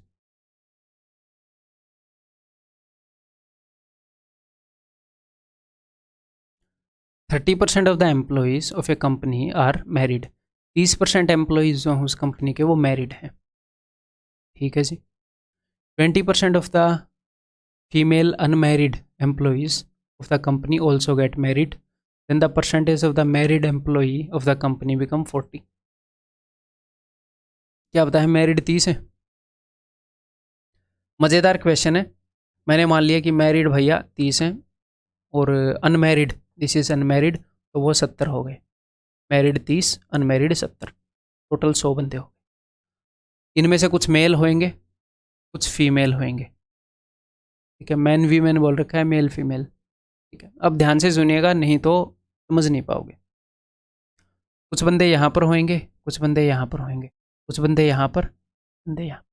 वो क्या बोल रहा है इस बात को ध्यान से समझने की कोशिश करते हैं। If 20% of the female unmarried employees, किन की बात कर रहा है? फीमेल अनमैरिड एम्प्लॉयज़, इसकी बात कर रहा है। यहाँ पर जो बंदे हैं, ये यहाँ पर पता नहीं मुझे कितने बंदे हैं, यहाँ पर जो बंदे हैं अगर उसका 20%, 20% का मतलब है 1/5, अगर यहाँ पर जितने भी बंदे हैं उसका 1/5 ऑल्सो गेट मैरिड, ये अनमैरिड है, अगर ये भी मैरिड हो जाएं तो भैया ये मैरिड हो जाएंगे तो मैरिड वाली कैटेगरी में चले जाएंगे, है ना। अगर ये भी मैरिड हो जाएं, also get married, then the percentage of the married employees of the company become 40, तो परसेंटेज 40 हो जाएगी। फिलहाल मैरिड की परसेंटेज 30 है, वो बोल रहे हैं कि 10 बढ़ जाएगी। अब फिर से देखते हैं स्टेटमेंट को। अगर यहाँ पर जितने भी बंदे हैं उनमें से 1/5 बंदे उठकर इस गैंग में चले जाएं, इसको एक गैंग मान लो, इसको एक गैंग मान लो, पूरी अनमैरिड की गैंग है ये। अनमैरिड की गैंग से यहाँ पर जितने ही बंदे बैठे हैं उसके 1/5 उठकर दूसरी गैंग में चले जाएं तो यहाँ पर 10 बढ़ जाएंगे। यहाँ पर 10 क्यों बढ़ेंगे? क्योंकि वहाँ से 10 उठकर आए होंगे, या यहाँ पर कुछ बंदे वहाँ गए और यहाँ पर 10 बढ़ गए, इसका मतलब वहाँ से 10 आए हैं। यहाँ से कितने उठ के आए हैं? इसका 1/5, अच्छा इसका 1/5 10 है क्या? हाँ, इसका 5वां हिस्सा 10 है। ये कितने हैं? 50। कितने हैं ये? 50। तो यहाँ से काफ़ी इन्फॉर्मेशन मिल गई हमें। ये 50 है तो ये 20 है ना। अब वो एक और ऐसे ही बताएगा, if 20% of the married man, इसको मैं और भी तरीके से करवा सकता था। कैसे? ऐसे ही कर लो यार, मतलब हम फालतू में गलत तरीका क्यों बताएं, इनएफिशिएंट तरीका क्यों बताएं। If 20% of the married man had not been married, अगर 20% ऑफ द मैरिड मैन है, मैरिड मैन ये, अगर ये मैरिड ना होते, यानी कि इस गैंग से अनमैरिड गैंग में चले जाते, मैरिड गैंग में है, मैरिड ना होते तो वहाँ पर काउंट होते। तो अगर यहाँ पर जितने ही बंदे हैं उसका 1/5 उठकर वहाँ पर चले जाएंगे, the percentage of married employee of the company becomes 25, तो मैरिड की परसेंटेज है, मैरिड ये, इसकी 25 हो जाएगी, यानी कि यहाँ पर 5 बंदे कम हो जाएंगे। अगर यहाँ से कुछ बंदे उठकर यहाँ चले गए तो यहाँ 5 कम हो जाएंगे। इसका मतलब क्या है कि 5 जा रहे हैं, तो 5 जा रहे हैं, और यहाँ से 1/5 उठ के जा रहे हैं, तो यहाँ से यानी कि 5 1/5 है, 5 अगर 1/5 है तो यानी कि टोटल बंदे 25 है कि नहीं? सब कुछ आ गया आपके सामने, ठीक है। What percentage of the employees of the company are women, तो कंपनी की कितने % एम्प्लॉयज़ वीमेन हैं? तो वीमेन कितनी है भैया टोटल? फीमेल ये हैं सारी 55, 100 में से 55% है, 55%।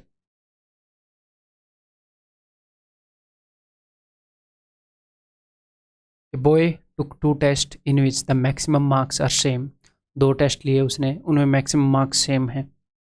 ठीक है भाई, बढ़िया बात है। The ratio of his marks in these 2 test are 3:5, उसके पहले टेस्ट में नंबर आए मान लो 3, दूसरे टेस्ट में नंबर आए 5, रेशियो है सिर्फ, एग्जैक्ट नंबर हमें नहीं पता, 3:5 के रेशियो में आए। अब वो बोल रहे हैं if you get 70% of the total in these two test, और उसको टोटल 70% आए दोनों टेस्ट में, तो परसेंटेज में है 70, टोटल मैक्सिमम मार्क्स का 70। आपको मैक्सिमम मार्क्स पता है? नहीं पता। वैसे मुझे ये पता है कि अगर इसमें 3 आएंगे, इसमें 5 आएंगे, तो ओवरऑल एवरेज जो वो 4 कंसिडर की जाएगी। 3 + 5 बटे में 2, एवरेज 4 कंसिडर की जाएगी। तो 4 यूनिट यहाँ पर उसके मार्क्स आए थे 3 यूनिट, यहाँ पर उसके मार्क्स आए थे 5 यूनिट, एवरेज होगी 4 यूनिट, 4 यूनिट की वैल्यू 70% है। ठीक है, इतना मुझे पता चल गया। अगर वो ये पूछ लेता कि 5 यूनिट की वैल्यू है कितनी है, यानी कि सेकंड वाले टेस्ट में उसके कितने % आए, तो मैं बता देता। 4 यूनिट की वैल्यू 70, तो 5 यूनिट की भी कुछ ना कुछ आती, 3 यूनिट की कुछ ना कुछ आती। वो पूछ रहा है find the difference of his marks in these two test, तो इनका डिफरेंस तो 2 यूनिट होएगा। इनका जो डिफरेंस है वो टोटल मार्क्स का कितना % है, मैं वही बता देता, लेकिन उसने परसेंटेज में नहीं पूछा, वो एब्सोल्यूट वैल्यू पूछ रहा है। इनका डिफरेंस कितना है, टोटल मार्क्स का कोई अता पता नहीं है, टोटल मार्क्स कितने हैं कुछ पता नहीं, कैनॉट से, इन्फॉर्मेशन ही नहीं दी। कहाँ बताया उसने टोटल मार्क्स, कुछ नहीं बताया। परसेंटेज भी वे ऑफ कंपैरिजन है, रेशियो भी वे ऑफ कंपैरिजन है, एक्चुअल चीज़ का जिक्र ही नहीं किया। In a co-educational school, there are 15 more girls than boys. Okay, if the number of girls is increased by 10% and the number of boys is also increased by 16%, okay, there would be 9 more girls than boys. What is the number of students in the? यहाँ पर कुछ girls हैं, कुछ boys हैं। Girls 15 ज़्यादा है, तो boys मैंने मान लिए x, गर्ल्स मैंने मान ली x + 15। Okay, if the number of girls is increase by 10%, तो गर्ल्स में जो इंक्रीज़ हुआ वो 10% का हुआ, बॉयज़ में जो इंक्रीज़ हुआ वो 16% का हुआ। ठीक है, there would be 9 more girls than boys. अब इस बात को ध्यान से समझ लेना, पहले गर्ल्स कितनी ज़्यादा थी, 15 ज़्यादा थी, गर्ल्स 15 ज़्यादा थी, तो गर्ल्स के अंदर कुछ नई गर्ल्स आई, बॉयज़ के अंदर कुछ नए बॉयज़ आए। ठीक है, ये 15 ज़्यादा थी, मान लो सेम आ जाते, यहाँ पर भी 10 लड़कियाँ आ जाती, यहाँ पर भी 10 लड़के आ जाते, तो गर्ल्स 15 ही ज़्यादा रहती, क्योंकि वो 15 ज़्यादा थी। लेकिन अभी ये बोल रहे हैं कि गर्ल्स 9 ही ज़्यादा हैं। अगर गर्ल्स 9 ही ज़्यादा हैं, पहले इनमें गैप 15 का था, अब वो गैप कम होकर 9 का हो गया। क्यों हो गया? क्योंकि जो बच्चे आए हैं, जो बॉयज़ आए हैं, वो ज़्यादा आए होंगे। कितने ज़्यादा आए होंगे? 15 में से 9 गए 6 बच्चे ज़्यादा आए होंगे। जितनी भी गर्ल्स आई हैं उससे 6 ज़्यादा बॉयज़ आए होंगे। गर्ल्स कितनी आई हैं? गर्ल्स आई हैं 10% ऑफ x + 15। बॉयज़ कितने आए हैं? बॉयज़ आए हैं 16% ऑफ x। और ये जो बॉयज़ आए हैं गर्ल्स से 6 ज़्यादा आए हैं, तो इसमें अगर मैं 6 जोड़ दूं, या फिर थोड़ा और अच्छे से कर लेते हैं, बॉयज़ कितने आए हैं? बॉयज़ आए हैं 16% ऑफ x, उसमें से अगर मैं घटा दूं 10% ऑफ जितनी भी गर्ल्स आई हैं वो है 6। अब इसको कर लो, 16% of x minus 10% of x, तो हो जाएगा 6% ऑफ x। ठीक है, अब माइनस 10% ऑफ 15, 10% ऑफ 15 क्या होएगा? 1.5 is equal to 6। 6% of x is equal to 7.5। x की वैल्यू क्या हो जाएगी भाई साहब? 6% क्या होता है? 6/100। ये हो जाएगा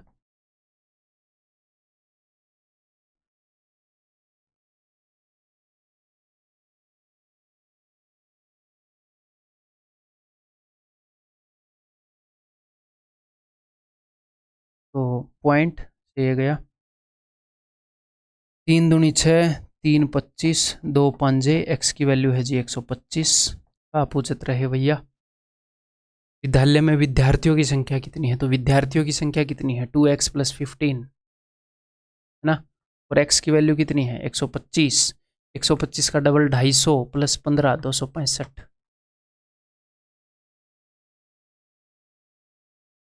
ठीक है, 600 people voted on a referendum, but after some discussion the opponents increased by 150%। तो 600 people voted on a referendum। Referendum क्या होता है पता है आपको? रेफरेंडम होता है फॉरवर्ड, प्लेबिसाइट भी होता है क्या ना, मतलब मतदान ही मान लो, ये हिंदी में मतदान ही दे रखा होगा, जनमत संग्रह। लोगों का ओपिनियन लेते हैं किसी चीज़ के बारे में कि ये काम हमें करना चाहिए कि नहीं करना चाहिए, कई सारे लोगों से। जैसे वो आपसे कई बार पूछा गया होगा, चाहिए कि नहीं चाहिए, ऐसे पूछ तो वो रेफरेंडम ही है, मजाक कर रहा हूँ।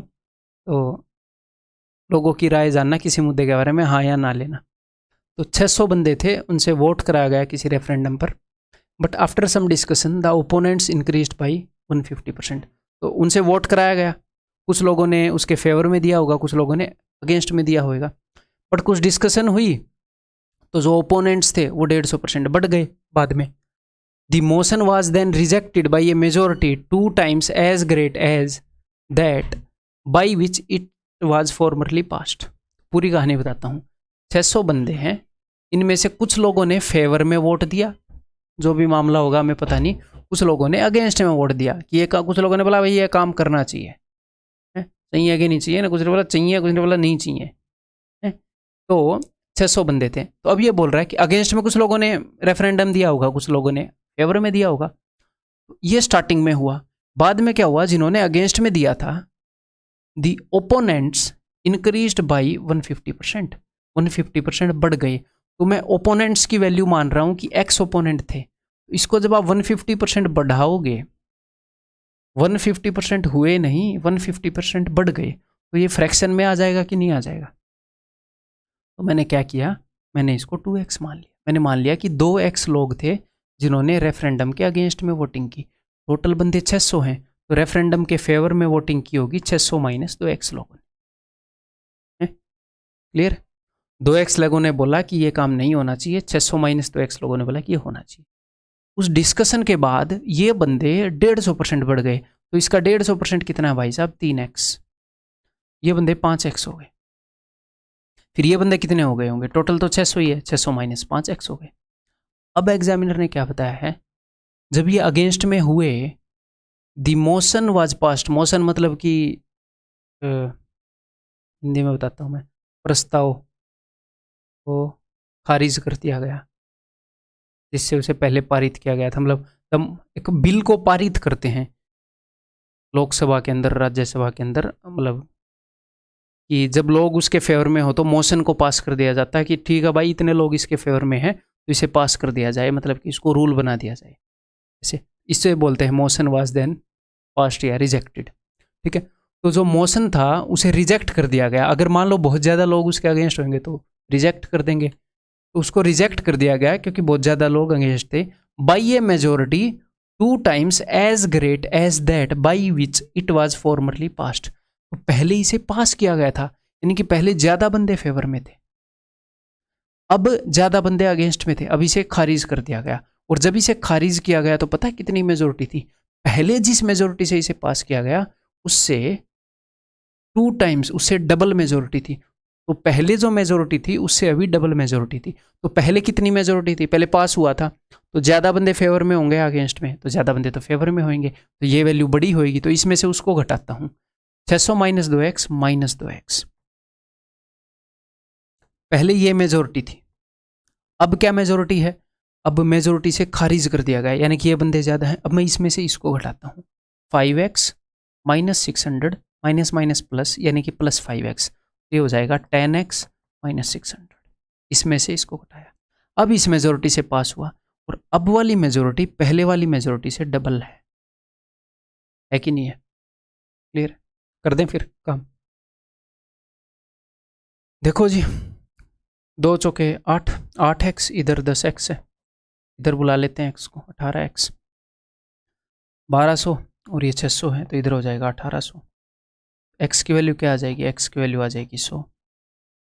अब क्या पूछा है एग्जामिनर ने, पूछा है how many people voted against the initial referendum. कितने लोगों ने इनिशियल रेफरेंडम के अगेंस्ट वोट दिया, यानी कि पहले उन्होंने जो वोट कर दिया था उसके खिलाफ वो गए। तो 3x लोग थे जो खिलाफ में हो गए बाद में, है ना, 3x नए लोग आए थे, तो 300 लोग थे जिन्होंने अगेंस्ट वोट दिया।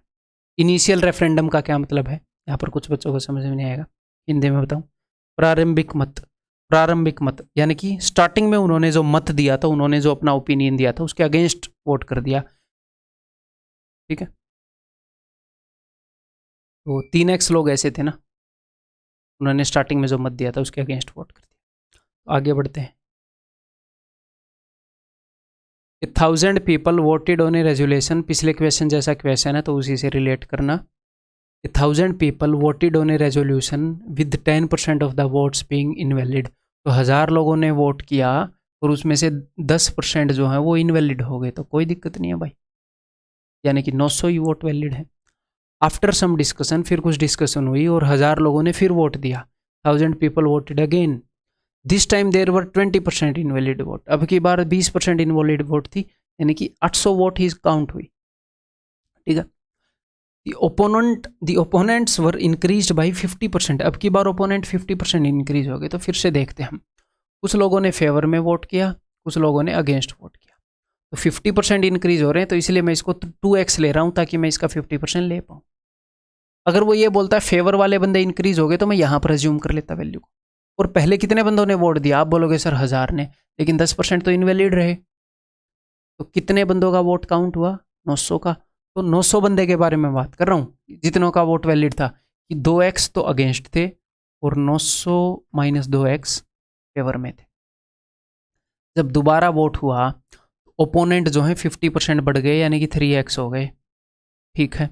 और दोबारा 20% इनवैलिड थे भाई वोट, यानी कि जितने वोट काउंट हुए वो 800 थे। तो फेवर में जो बंदे थे वो कितने थे?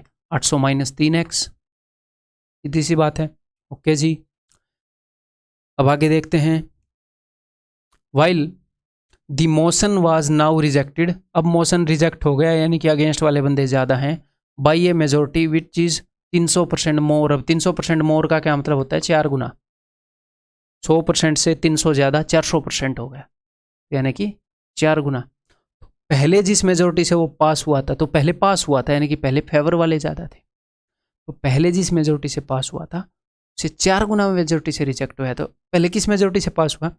ये बंदे ज़्यादा होंगे तभी पास हुआ। तो 900 माइनस 2x माइनस 2x, इनका डिफरेंस ले रहा हूँ, ये हो गया 900 माइनस 4x। किस मेजोरिटी से रिजेक्ट हुआ? ये बंदे ज़्यादा इसलिए रिजेक्ट हुआ। 3x minus 800 minus minus plus 3x, ये हो गया 6x माइनस 800। इस मेजोरिटी से रिजेक्ट हुआ, और जिस मेजोरिटी से रिजेक्ट हुआ वो 4 गुना है जिससे पास हुआ उससे। तो ठीक है जी, अब सोल्व करते हैं। 4 चौके 16x, इधर 6x, 16x उधर जाएगा 22x। ठीक है जी। 9 चौके 3600, उधर से 800 आएगा तो ये 4400 हो जाएगा। ठीक है जी। 22 से काटेंगे 200, x की value 200। How many people voted against the resolution after the discussion. तो डिस्कशन के बाद कितने बंदों ने अगेंस्ट कर दिया? तो x बंदे बढ़ गए, है ना? x बंदे बढ़ गए, पहले सिर्फ 2x ने किया था, अभी 3x के ने कर दिया। तो x की वैल्यू ही उसने पूछी है जो कि 200 है, तो आंसर विल बी 200। ठीक है जी। As income is 57, 1/7%। तो 14 का टेबल दिख रहा है कि नहीं दिख रहा? 14 चौके 56, 14 के टेबल के आसपास है। और 14 का टेबल कब आता है? जब फ्रैक्शन में नीचे 7 हो। यहाँ पर 7 भी दिख रहा है, ये आपको याद होनी चाहिए। 1/7 की सारी फ्रैक्शन डेसिमल में भी याद हो, फ्रैक्शन में भी याद रहो, याद रखिए ये बात। ठीक है। 14 का चौथा टेबल है, ये 4/7 है। ठीक है जी। As income is 4/7 of B income. जो ए की इनकम है वो बी की इनकम की 4/7 है। बी की इनकम 7 है, तो ए की इनकम 4 है। अब इसको आप 4 मान सकते हो, इसको 7, इसको आप 40 मान सकते हो, इसको 70। आपको एक मैं बात बता देता हूँ कि जब आप कभी कभी ऐसे क्वेश्चन सोल्व करेंगे तो कभी कभी आपके साथ ये होगा, क्या होगा कि आपने इनको 40 और 70 मानना था, लेकिन आपने जो चीज़ें माननी है उनके कारण आगे क्वेश्चन सोल्व होने में प्रॉब्लम आएगी, क्वेश्चन फ्रैक्शन में आएंगे। तो कभी कभी क्वेश्चन ऐसे होते हैं कि हमारे साथ ये गड़बड़ होती है, और वो नेचुरल है, इसलिए बता रहा हूँ। एक आधी बार आपके साथ हो तो ये मत खुद के ऊपर शक मत करना।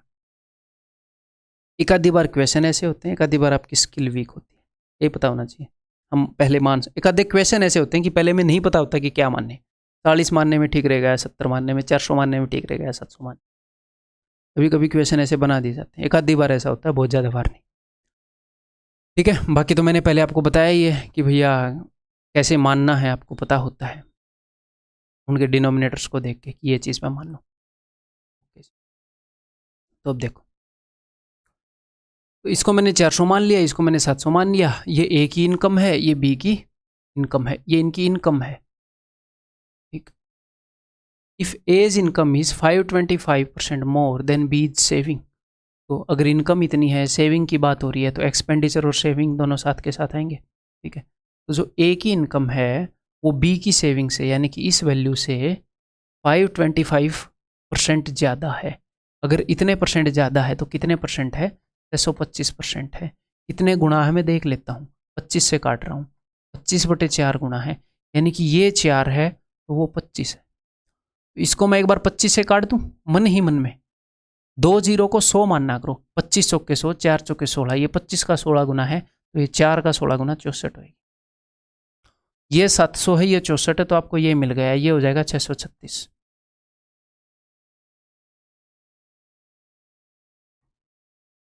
आगे क्या है? ए की सेविंग इज 16.66% हो, बी का एक्सपेंडिचर, बी का जो एक्सपेंडिचर है उससे ए की सेविंग 66.66 यानी कि 1/6 है। इसका 1/6 इसको 6 से डिवाइड करो, 6 कम 6, 6 6 36, 106 है, तो ये एक्सपेंडिचर भी आ गया इसका। 400 में से 100 गए 300, 300 में से 6 गए 294। If the difference between A's saving and B's saving is 315, A की सेविंग और बी की सेविंग के बीच में जो डिफरेंस है 42 का है भाई हमारे अकॉर्डिंग तो। ठीक है, और वो बोल रहा है 315 है, तो बताओ जो एग्जामिनर बोल रहा है वो कितने गुना है? यहाँ पे पता चल रहा है 4 7, अभी इवन नंबर है वो तो डिवाइड नहीं होगा, तो कोई दिक्कत नहीं है। तो जो चीज़ें वो बता रहा है वो कितनी गुना है, वो इतने गुना है 315/42। क्या पूछ रहा है? Find the average income of A and B. A और बी की एवरेज इनकम, टोटल इनकम कितनी है भाई? 700 और 400 1100, 1100 बटे में 2 एवरेज आ जाएगी, यानी कि 550 की वैल्यू पूछ रहा है। 7 6 42, 7 चौके 28, 7 5 35, 3 दूनी 6, 3 15, 2 से काटेंगे 5 पर, तो 5 5 5 यूनिट डिजिट आएगा 5, और इंटीजर आएगा, ऐसे पॉइंट में नहीं आएगा, सारे तो इंटीजर हैं, तो आंसर इज ऑप्शन सी। ठीक है, class B has 40% more students than class A. Okay, class A से 40% ज़्यादा है, यानी कि बी के पास ज़्यादा है ना, इसके 5 हुए तो इसके 2 होंगे। सॉरी सॉरी सॉरी, 40% ज़्यादा है ना कि 40%, 2 ज़्यादा है। इसके 100 हुए तो इसके 140 होंगे। Number of girls in class A is equal to number of boys in class B. तो number of girls in class A, तो गर्ल्स और बॉयज़ हैं। क्लास ए के अंदर जो गर्ल्स है वो मैंने एक्स मान ली, क्लास बी के अंदर जो गर्ल्स है वो मैंने एक्स मान ली। ठीक है, ये 5 यूनिट है, ये 7 यूनिट है, एक्चुअल नहीं है, ये यूनिट है। ठीक है, तो क्लास ए में टोटल 5 बंदे हैं, गर्ल्स एक्स हैं, तो बॉयज़ कितने हो गए? 5 - एक्स, और यहाँ पर अगर बॉयज़ एक्स हैं तो गर्ल्स होगी 7 - एक्स। ठीक, the percentage of girls is same in both the classes. जो परसेंटेज ऑफ गर्ल्स है वो सेम है। परसेंटेज ऑफ गर्ल्स क्या होती है? Girls out of total student, girls out of total student वो सेम है। यहाँ पर गर्ल्स कितनी है? 8 out of 5, x out of 5, it is same है। अगर परसेंटेज सेम है इंटू 100 तो फ्रैक्शन भी सेम होगी। यहाँ पर गर्ल्स हैं 7 - एक्स आउट ऑफ 7, बस भाई एक्स की वैल्यू निकाल लो। ये इधर ऊपर जाएगा तो 7x आएगा, ये उधर ऊपर जाएगा तो 5x आएगा, माइनस का 5x इधर आएगा तो 12x आ जाएगा। ठीक है, और ये उधर जाएगा तो 35 आ जाएगा। ठीक है, तो x की वैल्यू क्या हो जाएगी? 35/12 हो जाएगी। इसकी वैल्यू आ गई। पूछा क्या है? Find the ratio of number of boys in class A, number of boys in class A यानी कि 5 - x to the number of girls in class B, class B में जो गर्ल्स हैं, तो 5 - एक्स यानी कि 5 - 35/12 अपॉन 7 - 35/12, इसका रेशियो पूछा है, बता देंगे। तो नीचे बटे 12 तो कैंसिल हो जाएगा एक बार सोल्व करने के बाद। 12 पंजे 60 में से 35 गए, 25/12 है, उसको मैं लिख नहीं रहा। 12 7 84, 84 के अंदर 7 आया है 12 बार, यहाँ पर 7 आया है 5 बार, 12 में 5 के 7, तो 7 आ जाएगा 7 बार। 25/49 ऑप्शन है। ठीक है, आंसर इस ऑप्शन।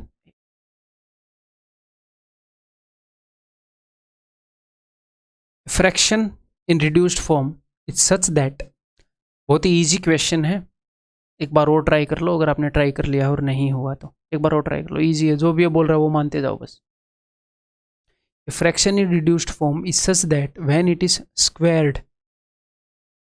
रिड्यूस्ड फॉर्म का क्या मतलब है? रिड्यूस्ड फॉर्म का मतलब है कि सिंपलेस्ट फॉर्म, ऐसे नहीं है कि भैया 15/20 हो।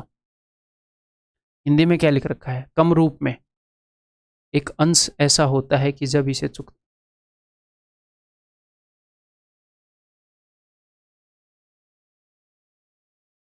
यार ये हिंदी तो गलत है इसकी शायद।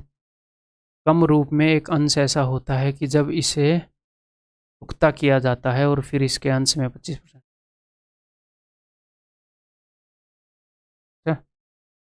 देखो यार, रिड्यूस्ड फॉर्म की मेरे को हिंदी तो नहीं पता, मैं आपको मतलब बता देता हूँ। 5×3 = 15, 5 चौके 20। सिंप्लीफाइड फॉर्म, सबसे छोटी फॉर्म, लघुत्तम फॉर्म आप बोल सकते हो इसकी। मैं हिंदी आप लोगों को बताता हूँ कि ऐसे सिंपलेस्ट फॉर्म में एक हर, एक हर, एक हर नहीं, अंश और हर होते हैं। एक भिन्न, यहाँ पर आएगा भिन्न। एक भिन्न ऐसा होता है जब इसे चुकता किया जाता है। मतलब क्या मतलब जब इसे चुकता किया जाता है? जब इसका वर्ग किया जाता है, किया जाता है और फिर इसके अंश में आगे, ठीक है, 25% की वृद्धि की जाती है और इसके हर को 20% कम किया जाता है, तो इसका परिणाम मूल भिन्न का 5/8 होता है, अंश और हर का गुणनफल। बाकी everything is all right Hindi वालों। एक फ्रैक्शन है, उस फ्रैक्शन को मैंने क्या मान लिया? उसको मैंने मान लिया है कि x है, ठीक है। तो fraction in reduced form is such that when it is squared, जब मैंने x को स्क्वायर किया, ठीक है जी, हमने स्क्वायर कर दिया, and then its numerator is increase by 25%। तो न्यूमरेटर स्क्वायर करके, न्यूमरेटर यानी कि ऊपर वाली चीज़ को 25% बढ़ाना, यानी कि 5/4 गुना करना। Denominator is reduced by 20%। ये काम मैं नीचे डिनोमिनेटर में करूंगा, पहले हम कर चुके हैं ऐसे क्वेश्चन। 20% घटाना यानी कि 4/5 करना, ये कर दिया जी 4/5।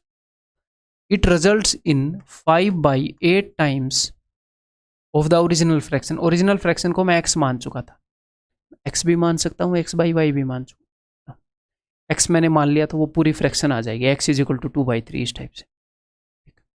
कोई दिक्कत नहीं है भाई, इसमें क्या ही दिक्कत है बोलो? x गया, x की वैल्यू आई पड़ी है, ये 5 है, ये 5 है, 4 चौके 16 है, 8 दूनी 16 है, x की वैल्यू बताओ क्या आएगी? 2 ऊपर गया, 5 नीचे आया, और उसने बोला है कि इन दोनों का प्रोडक्ट बताओ, 10 है। That's it, option C, option C. ये बताओ अब, मेरा स्ट्रेचिंग करने का मन कर रहा है कि पैरों को छू लूँ थोड़ा ऐसा, तो आप बताओ।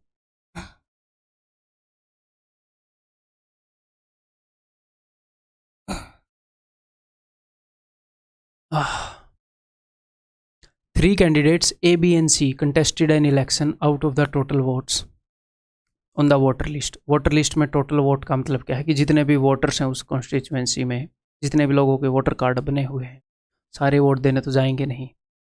25% डिड नॉट वोट, देखो 25% वोट देने नहीं गए। 6.66% वोट इनवैलिड हो गए।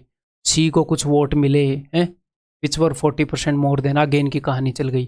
तो स्टार्टिंग में ये दो चीज़ें हैं टोटल वोट मानने में जो मदद करेंगी। 25% का मतलब है 1/4 यानी कि 4 से डिविजिबल हो, और उसका मतलब है 1/15 आपको याद हो जाना चाहिए, यानी कि 15 चौके 60, 60 से डिविजिबल हो हमारा नंबर, तो मैंने टोटल वोट को मान लिया 60। इसका 25% यानी कि 15, 1/4 वोट देने ही नहीं गया, नो वोटिंग, बच कितना गया? 45। अब 45 का 1/15 वोट्स इनवैलिड, 1/15 ही था ना, हाँ, 3 वोट इनवैलिड, ठीक है, तो 42 वोट बच गए, यानी कि 42 यूनिट, हमें एग्जैक्टली 42 वोट नहीं, 42 यूनिट। अब आगे देखो, अब ये वैलिड वोट हैं, इनमें से कुछ ए को मिले, कुछ बी को मिले, कुछ सी को मिले, ए को मिले, बी को मिले, सी को मिले।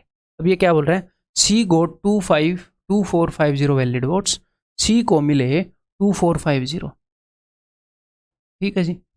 हमें पता नहीं टोटल कितने, बट इसको इतने मिले, which is 40% more than that of B, जो कि बी से 40% ज़्यादा है, तो बी से 40% ज़्यादा है ये, ठीक है।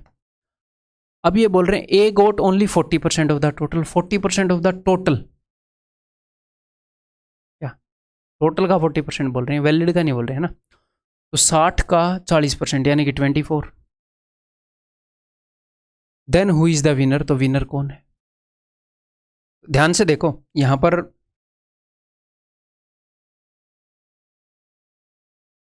हम सारी इंफॉर्मेशन निकाल सकते हैं कि किसको कितने वोट मिले, लेकिन हमें निकालने की जरूरत नहीं है। देखो बी तो विनर हो ही नहीं सकता क्योंकि बी से 40% ज़्यादा इसको मिले हैं। और एक बार 42 में से 24 घटा कर देखना, 42 टोटल वैलिड वोट हैं। इस वैलिड वोट में से इसकी आधी होती है 21, इसकी आधी से भी ज़्यादा 24 इसको मिल गई। मतलब अकेले बंदे को आधी से ज़्यादा मिल गई। ये तो इसकी क्या ही टक्कर लेंगे, सीधा सीधा दिख रहा है कि ए विनर है। या फिर आप 42 में से 24 घटाओगे भी तो आपको पता चलेगा कि इन दोनों को मिलकर 18 मिली हैं, मिलकर। ये इसकी क्या टक्कर लेंगे भाई? तो विनर इज ऑप्शन ए। ठीक है।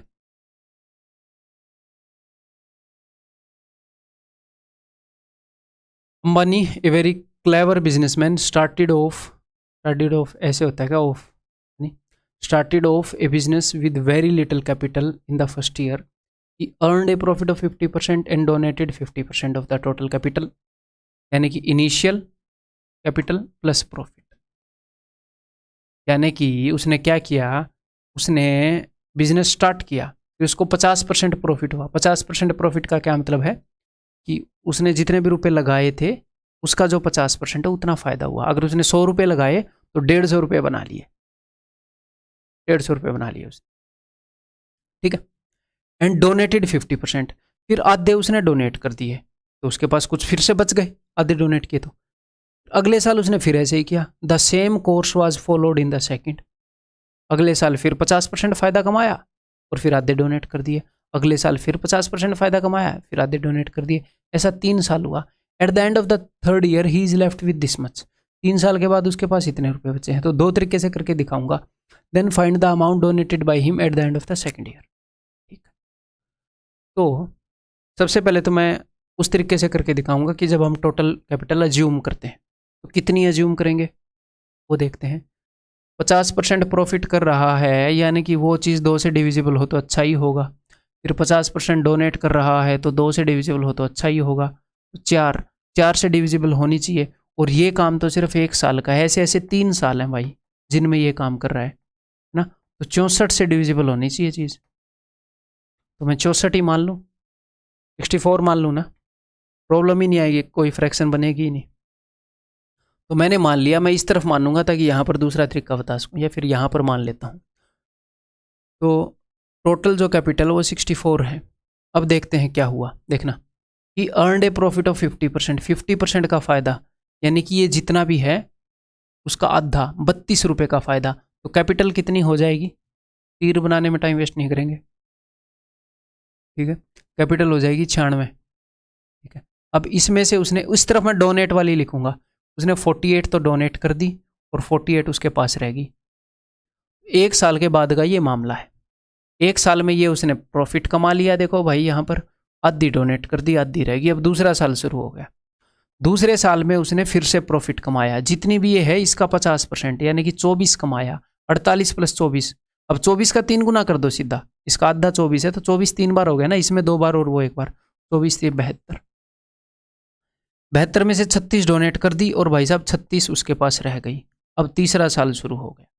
डोनेट करते ही फिर अगला साल स्टार्ट हो जाता है ना अगला।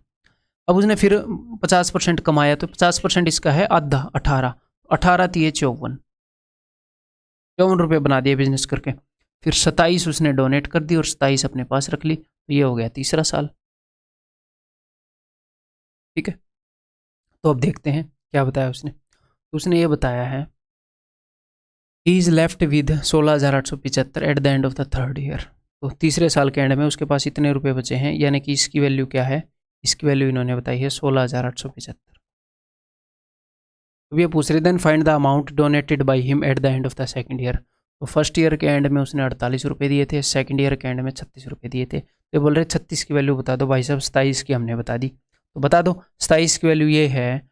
एक की वैल्यू क्या होएगी? यहाँ पे कर लेते हैं 16875 डिवाइडेड बाई 27 गुणा में 36, बाद में करेंगे 16, ये आंसर आ जाएगा। ठीक है जी, क्लियर है भाई। अब दूसरे मेथड से बताऊं, देखो दूसरा मेथड बहुत ही ईजी है, आपको ये सब लिखने की ज़रूरत नहीं है, बट आपका दिमाग के ऊपर थोड़ा सा ज़्यादा जोर पड़ेगा, सोचना पड़ेगा। फिलहाल मैं इसको यहाँ पर लिखा हुआ छोड़ रहा हूँ समझाने के लिए, बिना इसके लिखे थोड़ा सा जोर पड़ेगा, बट पॉसिबल है इसीलिए। देखो अब ध्यान से हम बैक ट्रैक करेंगे, क्योंकि उन्होंने ये वैल्यू बताई है, उसने क्या वैल्यू बताया है, यहाँ पर तो देखो भी मत, यहाँ पर देखो, सिर्फ मुझे देखो, इतना हैंडसम आदमी, सिर्फ मुझे देखो, ठीक। If at the end of 3 years he is left with rupees 16,875, 3 साल के एंड में उसके पास इतने रुपए बचे हैं। अच्छा, अब मैं इसके आगे हट जाता हूँ हिस्ट्री के। 3 साल के बाद कितने रुपए बचे हैं उसने ये बताया, आपको ये प्रोसेस समझ में आना चाहिए। उसने क्या किया है, पहले 50% प्रॉफिट लिया, रुपए बढ़ गए, आधे डोनेट कर दिए, आधे बिजनेस में लगा दिए, उनको 50% बढ़ा दिया, ठीक है, फिर आधे डोनेट कर दिए, आधे बिजनेस में लगा दिए, ठीक है। तो एट द एंड उसके पास इतने बचे हैं, तो एट द एंड उसके पास जितने बचे हैं वो कर क्या रहा है, रुपयों को 50% बढ़ा के आधे डोनेट कर रहा है, आधे अपने पास रख रहा है, तो उसके पास इतने बचे हैं, यानी कि उसने अपने पास आधे रखे हैं। तीसरे साल के एंड में उसके पास इतने बचे हैं, यानी कि इतने ही उसने डोनेट कर दिए होंगे। बिजनेस करने के बाद आधे डोनेट कर रहा था, आधे अपने पास रख रहा था, अगर उसके पास इतने हैं तो इतने ही उसने डोनेट कर दिए होंगे। मैं बोल रहा हूँ वापस ले ले भाई डोनेशन, क्यों, क्योंकि पीछे जाना है, eight the end of 2nd year जाना है। बाद में दान कर लेंगे ना, पहले तो भैया अपना क्वेश्चन सोल्व करें ना। इसको डबल कर देते हैं, 16,875 को डबल, मैं इसकी मदद नहीं ले रहा अभी। तो तीसरे साल के एंड में थे, उसने डोनेट वो कर चुका था, मैंने डबल करवा लिया कि भैया डोनेशन वापस ले ले। अब क्या है, अब वो बिजनेस करके अपने मनी को 150% कर चुका है, ये 150% है, ये 3/2 गुना है। कौन से मनी का, जो पिछले साल उसके बचे थे उससे 1.5 गुना कर चुका है, ये 1.5 गुना है, ये 3/2 गुना है, तो इसको 2/3 गुना कर दो। तो ये वो मनी है जो उसके पास दूसरे साल के बाद बचा था। तो जो मनी उसके पास दूसरे साल के बाद बचा था उतना ही तो डोनेट किया था उसने। भैया जब वो प्रॉफिट कमाता था तो आधा डोनेट कर रहा है, आधा अपने पास बचा ले रहा है। वो पूछ रहे हैं कि डोनेट कितना किया, हमें पता लग गया कि बचा कितना लिया अपने पास, इतना ही डोनेट किया था। इसको सोल्व कर लो, इसको सोल्व कर लो, एक ही उत्तर आएगा। कैसे, अभी दिखा देता हूँ। 9 चौके 36, 9 तिये 27, 16,875 गुणा में 4/3, 16,875 गुणा में 4/3। तो उसने हमें ये बताया था और वो ये पूछ रहा था, तो मैंने किया, मैंने इसको पहले किया डबल, जितने डोनेट किए उतने ही बचाए थे, डबल, देखो ये डबल कर रखा। फिर मैंने ये बताया कि ये जो है ये पुरानी वाली वैल्यू का 3/2 है, तो इसको 2/3 कर दो, तो आप पहुंच गए यहाँ पर। और मैंने बताया ये और ये तो सेम ही है, वहाँ पर पहुँचा, यहाँ पर पूछो, इसकी वैल्यू बता दो। ठीक है जी, इसको अब कर ले सोल्व। 3 5 15, 3 6 18, 3 दूनी 6, 3 5 15, 4 × 25 100, बच गया 1, 56 दूनी 112, 224, 225, 22,500, ऑप्शन सी। ठीक है, ये बताओ। A man ordered 4 pairs of black socks and some pairs of brown socks. तो भैया एक आदमी ने क्या किया, आपको एक बात बताता हूँ। एक आदमी अपने ऑफिस में एक तो काली जुराब पहन के चला गया, एक सफ़ेद जुराब पहन के चला गया। वही ऑफिस में ऐसे बैठा था टेबल पे पैर रख के, तो उसके बॉस ने देखा कि क्या मामला है भाई, तू मतलब क्या कर क्या रहा है तू, अभी तेरा दोगलापन उतारता हूँ, ये क्या कर रहा है तू। मतलब एक काली पहन के आ गया, एक वाइट पहन के आ गया। तो वो बोल रहा है सर मैं भी टेंशन में हूँ, और मज़े की बात तो ये है, वो बोल रहा है कि मैं ख़रीद के लाया, मेरे को ऐसे ही मिली थी, और मज़े की बात तो ये है ऐसा ही एक जोड़ा घर पे ही पड़ा है, तो क्यों, मैं तो पता नहीं कब फटेंगी। ठीक है जी, अब करते हैं। A man orders 4 pairs of black socks and some pairs of brown socks. तो मान लो एक्स पेयर उसने ऑर्डर कर दिए, तो ये है कितने pair, how many pairs he ordered. ठीक है जी। The price of black socks is double, अब नीचे है जी प्राइस, ब्लैक सॉक्स का जो प्राइस है वो डबल है, ये 2 रुपये है तो ये 1 रुपये है। ओके जी, double that of brown pair. While billing the clerk interchange the number of pairs of black and brown socks. Bill करते हुए क्लर्क ने ब्लैक और ब्राउन का नंबर ऑफ पेयर बदल दिया। क्लर्क ने लिख दिया कि ब्लैक एक्स ली और ब्राउन 4 ली, ऐसे लिख दिया। Hence the total amount of bill increase by 50%, और टोटल अमाउंट ऑफ बिल 50% बढ़ गया। यानी कि इनिशियली जो बिल बनना चाहिए था एक्चुअल में और फाइनली जो बिल बना वो 3/2 की रेशियो में हो गया। पहले 2 रुपये बिल बनना चाहिए था, तो अब 3 रुपये बिल बना। तो बस यही इक्वेशन आप क्रिएट कर दो कि एक्चुअल में क्या बिल बनना चाहिए और फाइनली बिल बन क्या गया। तो एक्चुअल तो यही है जो मैंने लिखा है। एक्चुअल में बिल कितना बनना चाहिए, 4 जोड़ी लिए 2 रुपये में, हर एक जोड़ी 2 रुपये का, तो 4 दूनी 8, x इंटू 1 x। एक्चुअल में बिल बनना चाहिए 8 + x का, लेकिन गलत बिल क्या बना, उसने ये लिख दिया, यहाँ पर उसने x लिख दिया, यहाँ पर उसने 4 लिख दिया, तो 2x और 4 इंटू 1 4, उसने गलत बिल बना दिया 2x + 4 का। बस अब कर लो सोल्व x के लिए, क्या ही दिक्कत है। करते हैं फिर क्रॉस मल्टीप्लाई। मैं सिर्फ x को देख रहा हूँ यहाँ पर, ठीक है। 2 into 2 4x, x into 3 3x, तो 4x 3x इधर आएगा तो x। अब मैं सिर्फ नंबर को देख रहा हूँ, 2 चौके 8 और 8 दिए 24, 8 उधर जाएगा तो 16, x = 16। तो एक्चुअल वैल्यू लिख रहे हैं अभी हम, इनको भूल जाओ जो गलत थी, कलर की गलतियों को माफ़ कर दो। Find the ratio of pairs of black and brown socks initially. Black और ब्राउन सॉक्स का इनिशियली क्या रेशियो था, 1:4 था भाई, ब्लैक और brown 1:4, that is option C. ठीक है, दैट्स ऑल, कॉन्ग्रेचुलेशंस। यहाँ पर आपका परसेंटेज जो है वो ख़त्म हो गया। काफ़ी सारी अंडरस्टैंडिंग अपनी बिल्ड हो गई होगी परसेंटेज के अराउंड। अभी हम अपना अगला टॉपिक स्टार्ट करेंगे, ठीक है, जो कि काफ़ी आसान हो गया होगा आपकी इस अंडरस्टैंडिंग के साथ, परसेंटेज की इस अंडरस्टैंडिंग के साथ, ठीक है, क्योंकि इसी के ऊपर बेस्ड हो, उसके अंदर मिलते हैं। और हाँ, पीडीएफ के सारे क्वेश्चन सॉल्व कर लेना, ठीक है, सिर्फ लेक्चर मत देखना, वीडियो पीडीएफ को भी सॉल्व कर लेना इसके बाद।